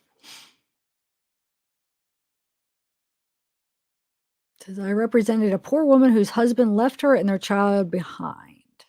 Where did that just go? What the heck?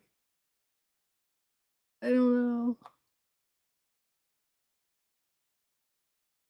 All right.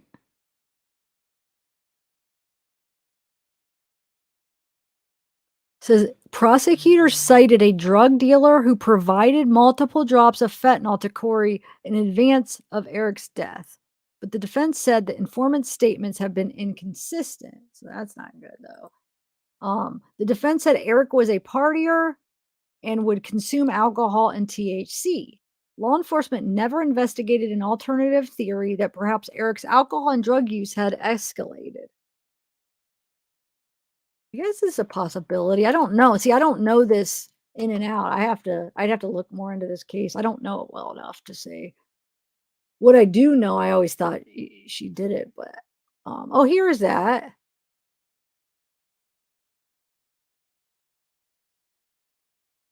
Oh, that's where are we at? Where do we start reading though? Oh, the alternative theory. The state has provided no evidence that there was fentanyl in the home, said Sky Lazaro, counsel for Kouri Richins, nor have they provided any evidence that Kouri gave the fentanyl at issue. The statements are in a new motion asking judge to release Kouri pending her trial, contending that the accused killer and mother of 3 young boys is not a danger and not a flight risk. Eric died either late March 3rd or early March 4th in the Richins home in Camas area. Prosecutors said a toxicology report showed he had 5 times a lethal dose of fentanyl in his system. In new filing, the defense said Kouri gave Eric a drink and that he took 2 sips at roughly 9:15 and on March 3rd before she went to sleep in one of their children's bedrooms. Kouri said she came back to the couple's room at 3 a.m. and found Eric cold and called 911. And then the prosecutor cited a drug dealer who provided multiple drops of fentanyl to Kouri in advance of Eric's death, but the defense said the informant statements have been inconsistent. The defense said Eric was a partier and would consume alcohol and THC. Law enforcement never investigated an alternative theory that perhaps Eric's alcohol and drug use had escalated, said Kouri's attorney. It also posited different versions that Kouri had tried to poison Eric at other times, including on a trip to Greece. But the defense assertions raise questions. If Eric were a drug user and if his use escalated and he had deadly fentanyl in his system, why didn't investigators find fentanyl in the house? Why did Kouri tell an investigator in an interview that was apparently recorded that her husband doesn't do drugs? The case is back in court Monday for a hearing. Yeah, see, what about that, John? If he was a regular drug user, like opiates, I mean, you would think that there would be some left. Well, I mean, I guess he could have taken the last of it, but I don't know. It's I feel like it's gonna be tough. I don't know. I think there's a chance she could be convicted. A very good chance. So do you talk to her, John Doe, in jail? Or I mean, are you in contact with her?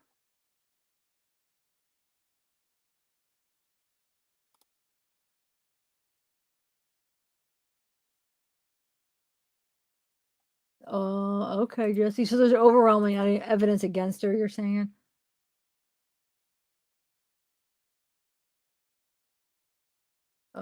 Oh, okay. So John Doe says he had a script of fentanyl? Then why? I mean, he would have his tolerance would, if you're saying he had a script of fentanyl, wouldn't his tolerance be pretty good for him to have 5 times? I don't know. Well, I guess that's the whole thing then. Yeah, to that, it wouldn't be like it would be 5 times the amount or 5 times. How did they word that? Hold on. With the 5 times. I forget how they worded that. Because when you have a tolerance for any drug, that's why it's good to know, like, I mean, I don't know if it's good to know, but like somebody dies and they have drugs in their system to know, are they an addict? Because something that might be like, whoa, that would be so much for one person, might be not a lethal dose for somebody that has a high tolerance. So, okay, I don't know. Somebody give John Doe the evidence because I don't know this case as good as some. I wish I did now. I just wanted to do a live today, so I just kind of found some cases but this isn't, I probably only have like maybe one video talking about it. I don't know it a ton. I mean, I know just like the summary. So anybody want to ask John something? He's supposedly Kouri's best friend. Okay, so you're saying he has a script of Oxycontin. Is that what you're saying? Hey, Juicy Jules. And did he used to take those? Because I thought they said didn't they say that he had some, but they weren't taken or something? Didn't we just read that? Or he wasn't taking them? Or somebody said he did and I've been for 10 years. They don't even fit. Yeah. Yeah, exactly. So somebody might look at like your level for somebody that's never taken opiates or not an addict, or not, you know what I'm saying? They don't have a tolerance. They'd be look at it, be like, ooh, that could kill that person. But for you, it's fine. I didn't mean to call you addict. I'm just saying it didn't come out right. But like somebody that has like a high tolerance, like when I was, if they would have looked at my level, like sometimes 40, 50 pills before I, switched to the heroin, you look at that and you'd be like, for a normal person, whoa, yeah, that's a lethal limit, but no, it's not. So, hey, Alan.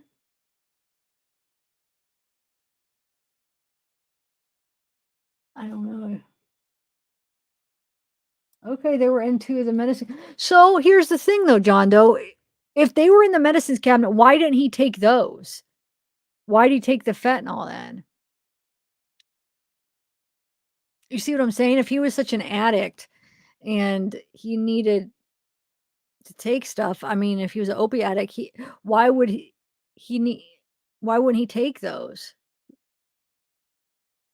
It looks more if that bottle's like full and he didn't take it, it looks more that he probably got him for something at the doctor, but he's not an addict, so he didn't even really take them. No, I know not fentanyl. That's what I'm saying. But they're opiates, so you would think he would have taken those too. They're all, I don't know. That just doesn't, that part right there doesn't look good for her innocence. That looks more like bad for her innocence. Ashley, what up? Hey, how are you? I'm okay. How are you? Thanks for coming on. Pretty good. Not a problem. Anytime you need help, I'm here. Nobody else was coming. But so do you understand what I'm saying? Like if he's an addict and he has like a full bottle of Oxycontin, but then he dies of a fentanyl overdose, why would he wouldn't he take those first? Why would he go out and get fentanyl? You would think he would take the Oxycontin. You know what I'm saying? Or he would at Like, least take them when he ran out of his fentanyl. Yeah. Yeah. And so I would want to know how old that bottle of Oxycontin is. And if it's like older and it's just like from an old thing and he never took them, I feel like that looks bad, John. Like that looks like he's not an addict and somebody gave him those fentanyl, in my opinion. I agree totally. So what do you think about John? You just kind of got in here though, huh? So John Doe said that he's Kouri's best friend. I don't know. What do you think? Well, if he's making those claims, what is his name? Because he's going by John Doe, and that just kind of makes it look a little bit sus. No offense, of course, but I'm sure they understand. No, yeah, hopefully he understands because I mean people do that a lot. They say that there's somebody and they're especially not. on YouTube. Yeah, so I'm just a little leery. I'm trying to think of like something to ask that would almost like verify that. So you can't tell us your name, huh? Yeah, because he doesn't even want to give it. He doesn't even want to let us hear his voice. He said that's why he won't come up here. That's weird. Then why would he say that he's her best friend? if he didn't want anybody to know who it is or anything like that. In her real life, they would know that's, who it is. True. It's kind of Yeah, weird. John, wait a minute. Why would Because you usually even say you're her best friend? yeah, because usually who you are. it's like one best friend. I mean, they would know. They'd be able to narrow it down if maybe she had a couple. But they'd be Exactly, able to yeah. narrow it down. So, are you a guy then, though? Can you Yeah, I tell feel us like it's that? Jane Doe if it was a girl. I know that's what I would figure, but I don't know. I know. I need to look at their account on or I'm a mod. I can look into their YouTube. Yeah. Waiting for you to say something he thinks is funny. Yeah, I don't know, Mr. Rosebud. I mean, but it's the thing is what if he really is? Like, because I mean, I'm sure there's people that are watching that are, but like, I don't want to be stupid and waste my time if it's not. Oh, it might just be somebody that's like really thinks she's innocent, so is trying to pretend they're, you know what I'm saying, that they have information. But does anybody have any more questions for him? Really so much. What's that? Oh, I just said his YouTube doesn't really show much, just that it was made July 23rd of 2023. Okay. And wait, when did this happen? March? Okay, I think it was March. Yeah. Okay, so I don't know. Yeah, that doesn't really mean anything. Right. That he was into pills harder at some point. Why would she be suspect before he's suspected? Oh, okay. So you think your theory is unaliving. So your theory is not that he just is a drug addict and he accidentally overdosed. You're saying you think he actually did it on purpose? I wasn't. Oh, wow. That from you. Yeah, I wasn't following that.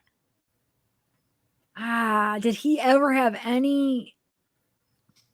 But no, it goes back to him telling his friend that she did it before. Remember? He like texted her something like, yeah, he knew his wife had drugged him before because he felt all weird, and so he knew. I feel like. Dirkstein asked if oxy is harder than fentanyl. No, fentanyl is like the top of the top. Like that'll end your life with just a couple like grains of it, you know. Yeah. Fentanyl's but definitely oxy stronger. is just like pain med.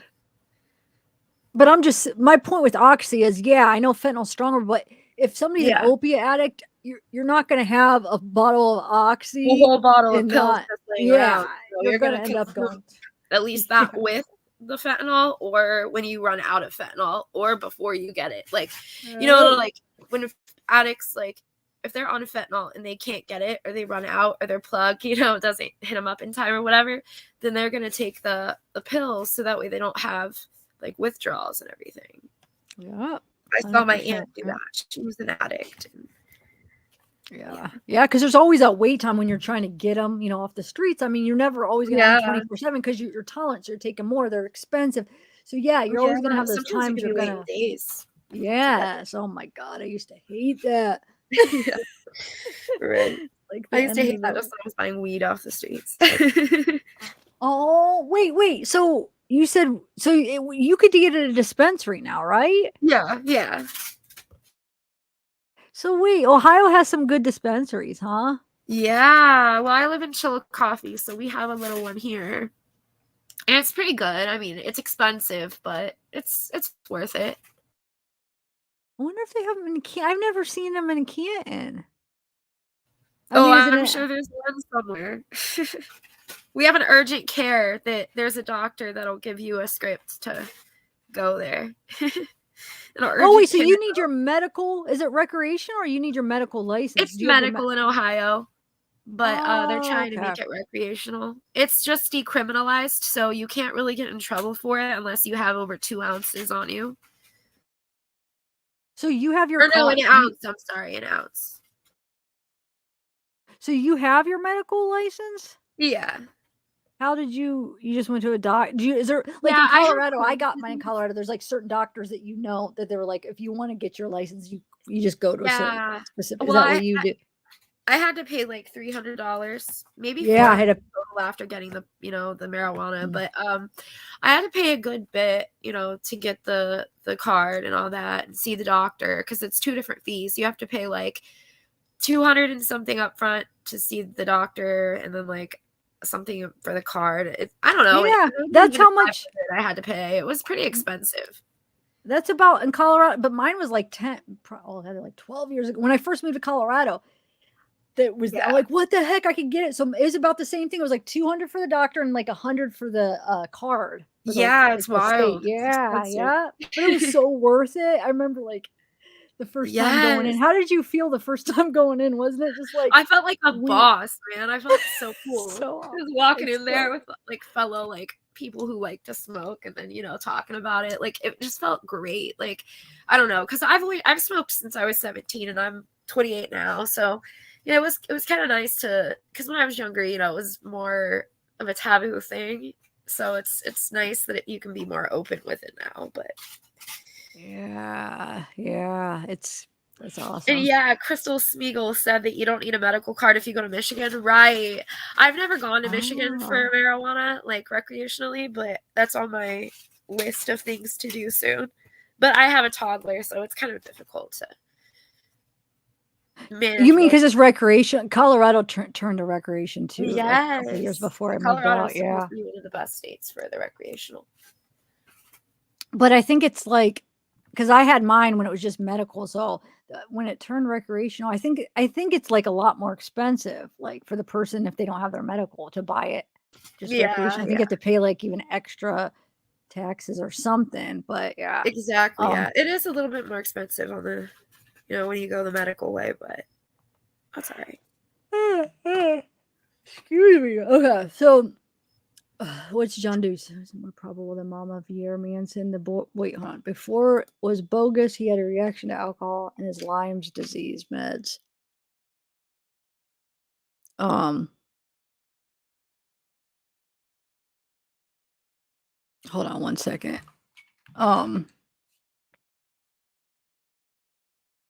You have a fentanyl recipe. Do you want to read that with me or no? Yeah, I'll read it with you. Okay, the transcript. But wait, John, I'm not understanding what you mean by that though, because it was a fentanyl overdose. So what do you mean? He had a reaction to alcohol and his Lyme's disease meds? What do you mean though? That's not how he died. Do you understand that, Ashley? No, that's kind of weird. Yeah, because I mean, they said he had like 5 times the lethal dose of fentanyl. So like I said, if he is an addict, maybe it wasn't, it was just, it might not be he died obviously because of that, but maybe it was not like that much over whatever. Right. But I just don't think, for some reason, I don't know if I believe, I feel like it's hard to believe what she's saying because they're just like. Yeah. No, I agree. I don't think it's legitimate, but I would need proof, Yeah. I need to know more information, John. That's the thing. Because he's not even saying anything about her or anything. He's just more giving his opinion on it. Yeah, can you tell us something that you know that it's not in the media, but like no one else would know? Yeah. Is there anything? But then how are we gonna know? Well, bye, go Batman. You should stay though. Oh, bye. Batman's awesome. Yeah, Batman. I didn't even say hi to you yet. Yeah, tell us something that maybe convinces us that you and don't you are who you are. Up. We'll look it up later. It's not on the internet. Trying to think like something specific we could ask, because if he really is, like, then maybe we could think of some good questions, but it's just hard to. Right. I feel like that would be pretty interesting if we could actually, get a hold of somebody she knows where he knows. Yeah. I feel like that would be cool. Yeah. That's kind of or like they're lying. What if we could there's like program, I don't know, I have to figure out where you could like alter your voice. So if he's scared to show his voice, that he could like come up, talk, but like talk through like a pitch changer or something. Yeah, that's true. Hey, yeah, you could just do that. I don't know. Well, we'll think about it, John. Email me because, like I said, if you really are, I would love to have like actually interview you and have it planned where I could come up with some questions. Because right now, I'd familiarize myself more with the case, and then I would be able to ask you stuff. Because right now, I don't know like a ton of stuff. Like I didn't even know that was her mom that was in the transcripts. What we're gonna read. So what we're gonna read actually, one's her mom and one is her, I guess. He knew that though, but yeah, a lot of people wouldn't know that. Yeah, right. Hi, Mimi.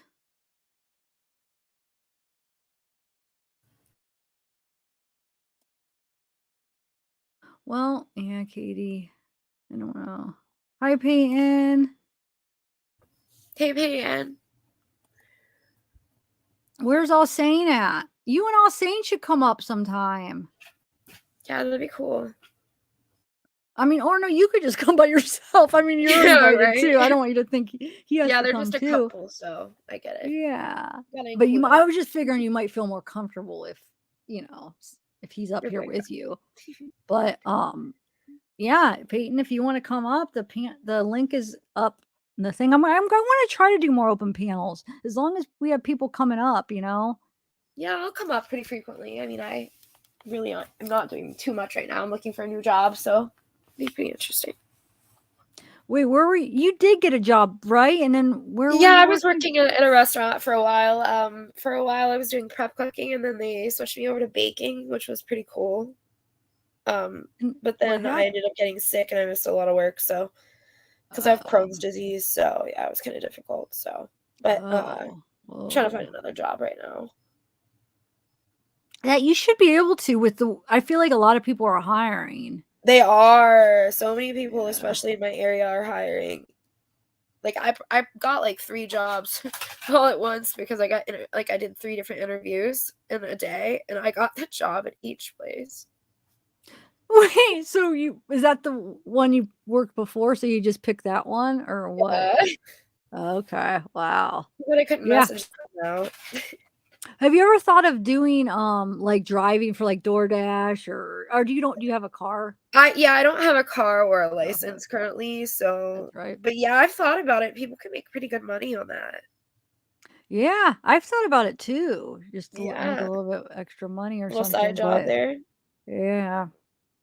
Yeah, when I get a car and a license, I'm thinking about it. Yeah, and then you make your own schedule. You know what I'm saying? You just have to make sure you're committed at least to working so many hours a week, because then you could you could work over 40 hours. You could work 10 if you wanted to. Yeah, that'd be pretty cool. Yeah. Okay. Especially if you're in a city where there's a lot of people who use DoorDash, like Columbus or Cincinnati, or Yeah, that's true. That's true, because some cities, I don't know how Canton. I don't know. Yeah, Chillicothe. It's well, it was the first capital of Ohio, but it's kind of not. I don't know. It's not the hugest city, but it's pretty big. I mean, okay. I don't know how much money I'd make doing DoorDash here, though. I might have to go to the city, but it'd be worth driving an hour if you made enough money to do it. Oh yeah, an hour. Wait, where would you go? I'm in Chillicothe, so Columbus is like 45 minutes to an hour for me. Oh, okay, I see. So yeah, it's up north to me. Cool. Now I'm trying to find. Oh, here's the transcripts. Okay, so yeah, let's might as well just start.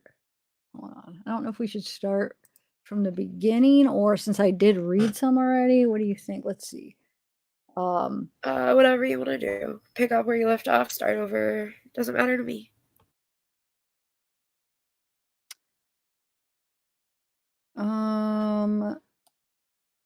Can you see this good from where you're at?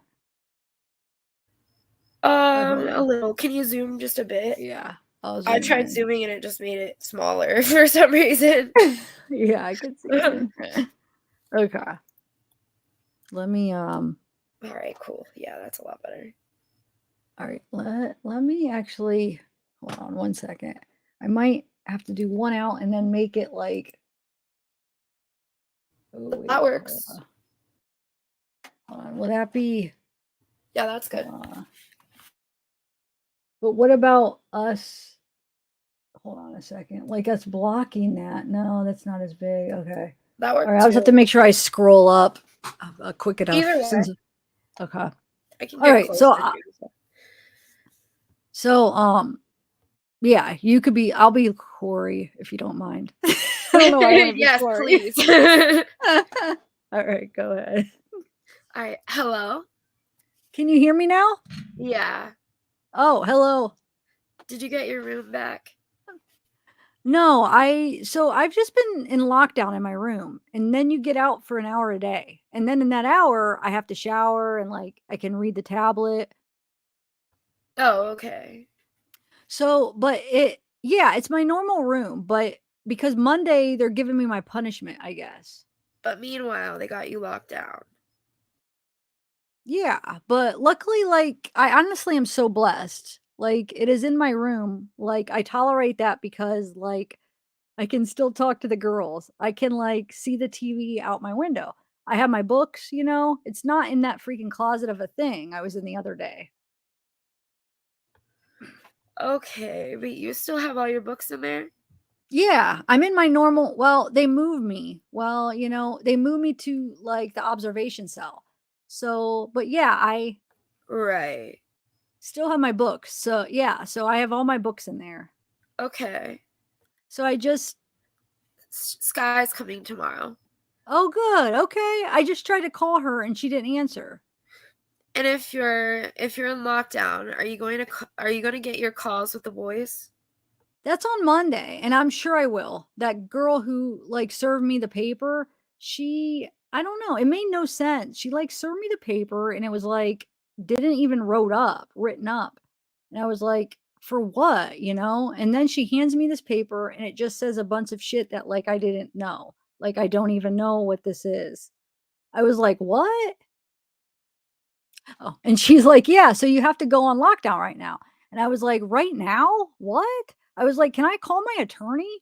And she's like, "No." And I was like, "Well, can I call my family and let them know?" She's like, "You can text them, but I just said that." And then she's like, "Oh, wait, I'll be right back," and made a call. So that's when I hurried and called and I tried to call Sky. She didn't answer, and then I called you. And then I was like, "What the hell's going on?" You know? And then but Sky had told me on Thursday she was coming on Sunday. So I was assuming she was still coming. Okay. But I haven't talked to her. Yeah, she's coming tomorrow. Okay. Did she just barely text you? No, I talked to her earlier today. Oh, how did that go? Or you can't say? Good, good. So you know what they're going for? Yeah, but like the funny part is the whole thing, mom does not make any sense. They never found a letter in my book. The letter was in my book was the one from blank, what they have. Right, and Huh? what they have is this 6-page letter of you reiterating what they already know. Like, yeah, but the thing is that page was in my freaking Sky folder and Right. And so like I don't know. When I first got in here, I was like writing a book. Well, I told you. I had just gotten Right. Okay. Anyway, so those papers were in the book. Those were not a letter to you guys. Those were part of my freaking book. I like wrote how basically my whole story up until the detention hearing. And then I changed it at the detention hearing that I got out.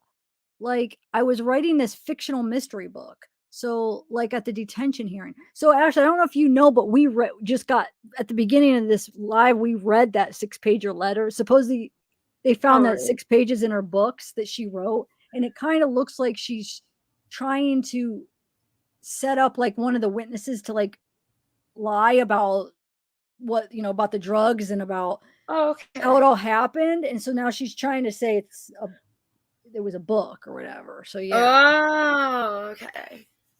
Makes sense. Thank you for telling me. Yep. Right. At the detention hearing, I got out on bail and then I like go to Mexico and I'm like trying to find like these drugs and like this whole big story. And like dad was with, like, I'm writing about dad, like me and dad went to Mexico to find these drugs. Like the whole thing you could tell is very much a story. And then I get in this Mexican prison, and because I wasn't supposed to leave the country. Okay, so do you know what 6 pages I'm talking about? Yeah. And that was in your attorney-client Yeah. folder. Yeah, because that's where my book is, because Okay. I don't really know what I can and can't write, like, as far as the book, and so that's why it was talking about, like, it says something like a football or something with Eric, and that's what sent me to, like, it was this whole freaking story that's, like, 65 pages long, and, like, on the very front of it, like, I have, like, all the paper, like, pages, like, clipped on the side, you know? Not clipped, but, like, folded over. Right. So they're locked together because I have kids' book in there too. So on the front of that freaking paper, I literally have it written like word for word. It says like, let me tell you what it says. Like there's no way that they like did not read what this freaking thing said. Like, so I put a note on the front of the book and this is what it said. And this is in my attorney thing. It says, hold on. Oh, here it is. It says it's titled To Hell and Back. That's the name of the book. And it says mystery fiction. The events and interactions and statements in this mystery fiction are a novel. They are not true or accurate references. They are solely written in regards to the fictional novel being written surrounding my current life events.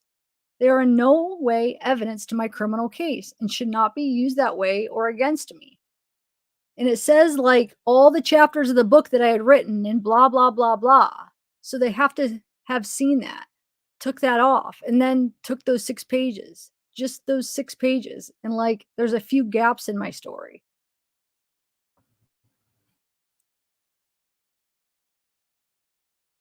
Folder? What? Was I muted? Yeah. Yeah, oh my God, you were in the folder? Yes. For Sky. Yes. Okay, and that's what's making it illegal.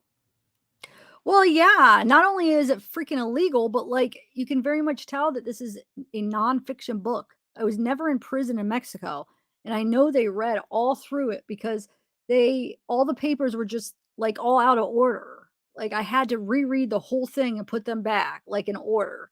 So they read through the thing. They know it was a fiction book, but yet they only take those 3 pages out of the. Of course they did. See, that's interesting. It was 6 pages, but. Yeah. So it was like a whole book, but they just picked those because those were the ones talking specifically about it, I bet. Huh. Yeah, probably. Yeah. Anyway. Okay. And I said.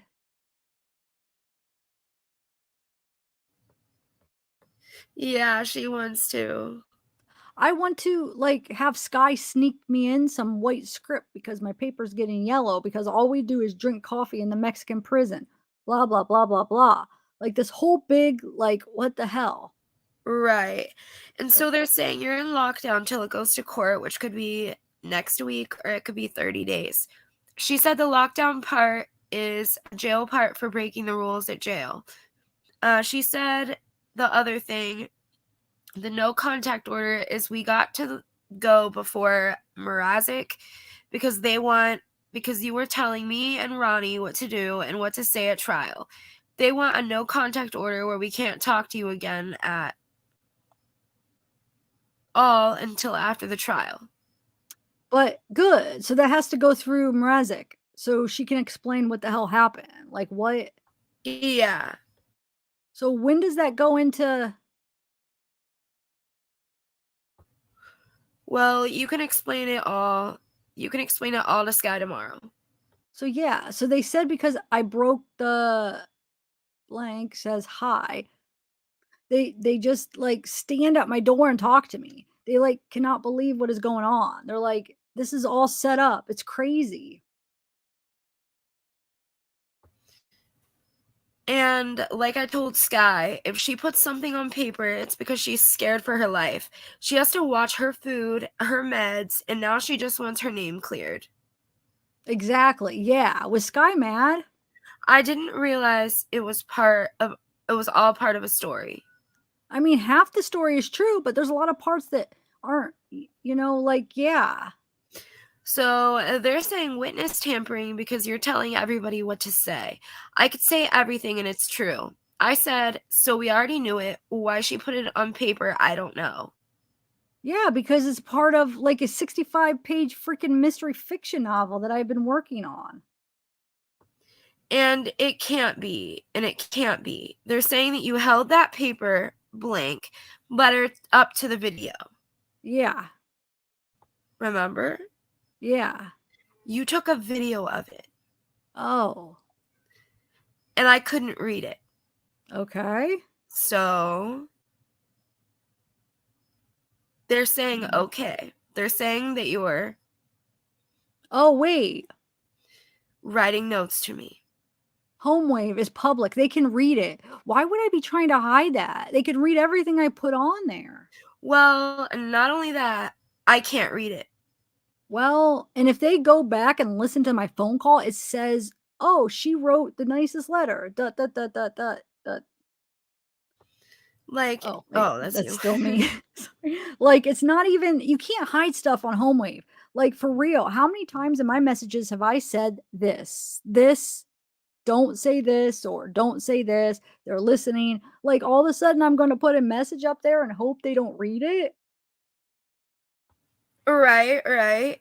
So they have, Sky's got that video. Sky's getting video, blah, blah, blah. And Sky will talk to you tomorrow about it. But yeah, no, I totally. You're doing okay? So on Monday, I guess, well, this is the thing. I need to talk about Sky about tomorrow. Because on Monday, I meet with some IBOSO or IMO or something, some kind of certain cop who like goes over it and I have to like plead guilty or not guilty. And they're like, this is just for jail. It's not for the court. And then he'll give me my punishment. But I told the girl yesterday, I was like, well, I want my attorney present. And then that happens. And she's like, no, we don't normally have attorneys present for that. And I was like, well, I want my attorney present. If a cop is going to talk to me specifically that has to do with me, like, I want my attorney here. And she's like, well, I'll have to ask, but we normally don't do that. They want you to plead guilty or non-guilty to something? Yeah, and then they try to say I have contraband. I don't even know what the hell that is. What? Contraband is something that, it could be a pencil, it could be drugs, it could be anything that you weren't supposed to have. Yeah, so what the hell? That you did have. Are they talking about, like, I didn't have anything I wasn't supposed to have. I never do in my cell. So I'm curious to see what he's going to say on Monday. But I guess that's the guy who decides, like, how long I'm in lockdown for. But honest to God, like, if I'm in lockdown just in the pod, like I have been today, and there's a chance, I guess, he could move me over to that booking, the one that I'm, like, terrified of. But if I'm here, like, I have my books, like, I can get out an hour a day to shower, like, the girls are here I can talk to, and I could see the TV. Did you get Jacqueline's phonetic book today? Oh, Sunday. Okay. What are the 3 things against you? Basically, the first one's like breaking a law or something. What's the second thing? I don't even, who is that? I don't remember. Oh, so she must be asking somebody in jail. I don't remember. Breaking your what? Go get it. Yeah, let me just go get the paper. I don't remember. Hold on. Huh? No, I need to tell her about that. So I like come out of my cell just now so I could take a quick shower, and I shower, and then the girls are like, "Oh my God, what's wrong with you?" And I was like, "What do you mean?" And they're like, "What's on your neck?" And it's like this big old freaking rash. Oh, wow.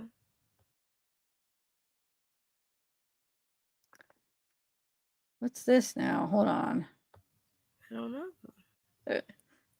Yeah. Oh, I guess that's it. So it just ends right there? All right. I guess, yeah. Okay. Well, That was interesting. That's it. Yeah, but that is interesting. I'm glad we read that because we started off with that letter, and I thought it was just those 6 pages. I didn't realize it was a part of a book. Yeah, that's kind of interesting. I hope they eventually publish that book just for people with a curious mind, you know? Yeah. Because I'd like to see what had to. Well, I mean, I'm sure during trial they'll read it, the parts that correlate, but Yeah. It just. John, you said she almost has a dozen lesions on her brain. They drugged her. She passed out, hit her head, seizure, went to the ER. She could have died. When? Did that make the news? Who did that to her? I don't know. Who Oh, is hey, sweet they? tea. Yeah, good question. Who's they? And what are the lesions? What are the lesions? Yeah, interesting. That's horrible right now. Hey, Texas Maid. Have you got anybody? Is that the first time you guys saw that transcribed? It's the first time combo? I did. Yeah, me too. But like I said, I haven't really been following like any. The last time I think I looked into this was when she, I think, had the hearing. And she was mouthing something or something. Remember? Yeah, I do There's something remember she that. did in court that we watched the video. I can't remember exactly what it was, but I remember she did say something like that, how she's not gonna make it. She told her lawyer like she's not gonna make it, like in jail, Yeah. because it's jail. It's not Yeah. fun. It's not a theme Also, park. yeah, for sure. Thanks, Patronus. You want to come up? Anybody's welcome. Thank I'm you, thinking of Patronus. That's so sweet. I'm thinking of, you know what? I'm thinking about going over to Rumble and doing the 8 passenger thing. 8 Yeah, you passengers. should. Yeah, because I don't really have anything else to talk about. I just wanted to come live, and I actually wanted to come here first so I could tell people about Rumble because since I don't So really, people I can don't, come, yeah, yeah. people know because I don't know how to get people to know Yeah, and a about lot of it. time, like your community tab posts, they don't show up. So Yeah. So, yeah, guys, I think that's what I'm going to do. I'm probably going to go get a snack. So we started playing. So I have all of 8 Passengers' whole channel. Like basically, it's like from season. It starts in 2015. So we're watching the videos actually, and just to kind of see what Ruby Frankie was like. I think she was, from what I've seen in the later years, like I feel like she seems so different in the earlier years, but I'll have to see what you guys think. I mean, so far, Ashley, you think she's more being fake, right? Or yeah, what do you?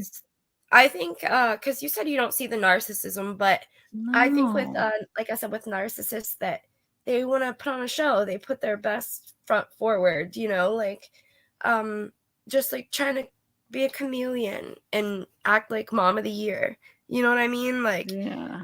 especially to the public, like, because like at home it's awful, but like you get in public and then your parent could be so sweet and so nice, and I feel like it's the same thing with the videos.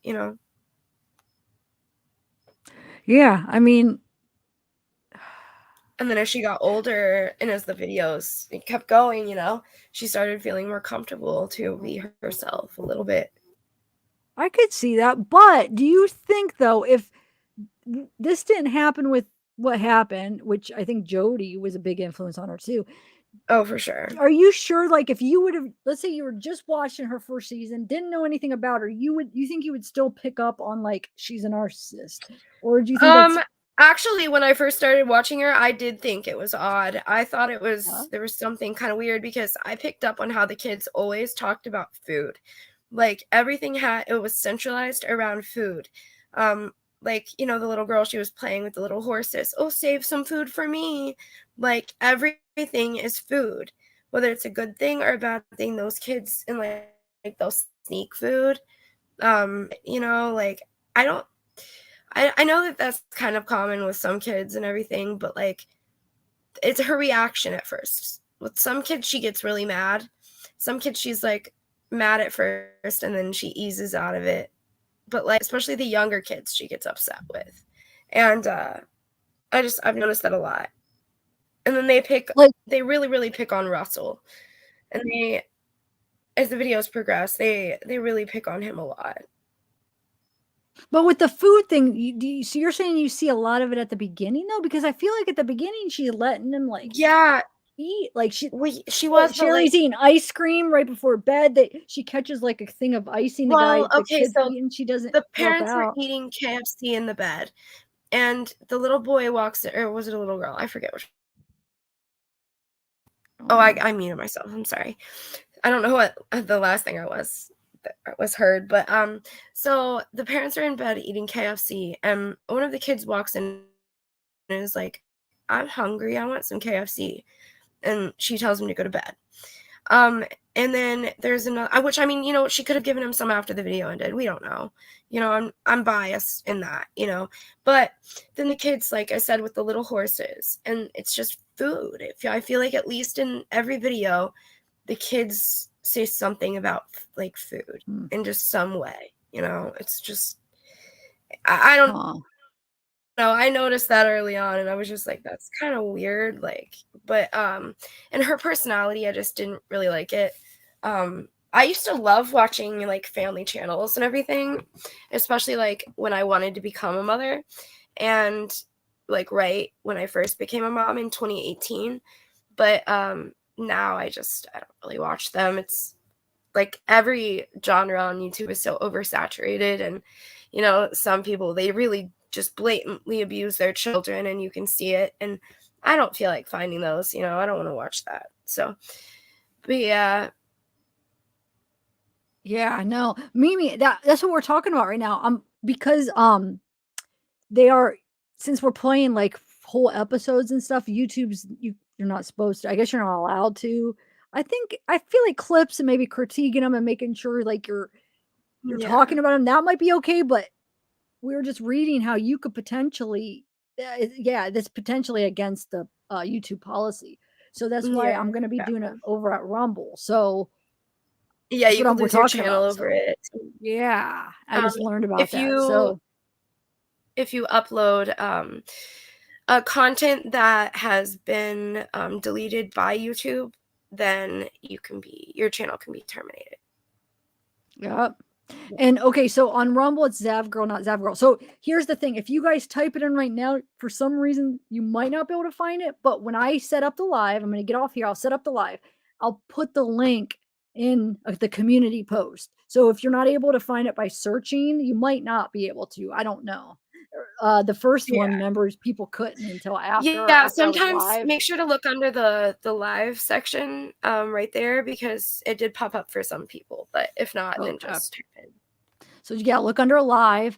If not, just wait for me to do the community post. I'll post a link, and then, but while you're waiting, if you don't have a Rumble, set it up, because you'll have to have a Rumble so you could chat and stuff. I start doing it now because you have to verify with like an email. Yeah, you have to verify your email. Yeah. Some people had an issue with that, but yeah. So we're going to be playing all episodes. Now we're going to continue. We already watched the first few episodes. So if you want to watch those, and you have to watch those maybe on off time, it's up on Rumble. You'll be able to watch them whenever, if you want to, watch them another time. But I'm just going to continue where we left off. So I think we watched probably like maybe 5 or 6 episodes, maybe the other night, or maybe more. I don't know. We watched a good bit, I'd say.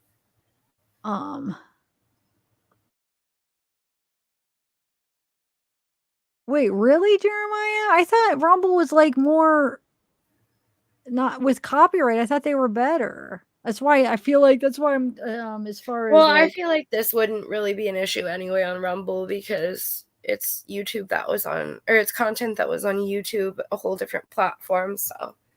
Well, no, he's talking about like copyright that I have to like. I was thinking it was more lenient about but it's commentary stuff. Yeah, you're still giving commentary, so you're all right. As long as you're talking about it and everything, and you're not just posting the episode for people to watch, then you're all right. All right. Okay. Oh, you already found it, Derpstein? Okay, give me a little bit of time. I'm gonna get off here. I'm gonna I'm gonna clip some of them together. Because we're already almost at the end of it when I clip, and just export that real quick. I'm gonna get the thumbnail and just get it all set up. So just give me a few. All right. And yeah, we'll be back. So, or on Rumble. So I'm gonna end Rumble. Sounds good. By the way, I love your shirt. That is so cute. Oh, thanks. But see how it's like it's green for the Yes. green screen. It's like, Oh yeah, I see that now. yeah. I didn't It's even just notice like- at first. I just saw the green. Yeah, because it actually kind of looks like it's just a part. It Yeah, just part kind of of the shirt, yeah. No matter what way you move, it looks like it's kind of part of the shirt. But yeah, it looks really good. Thank you. Oh, excuse me. Yeah. Thank you. All right. All right, come I'll on see over, you on Ashley. Rumble. Everybody else, come over. All right. And, we'll Make see sure you to hit the here. like button here before you leave, guys. Yeah, thank you. Thank you. You're welcome. All right. All right. Bye, Bye, guys. guys.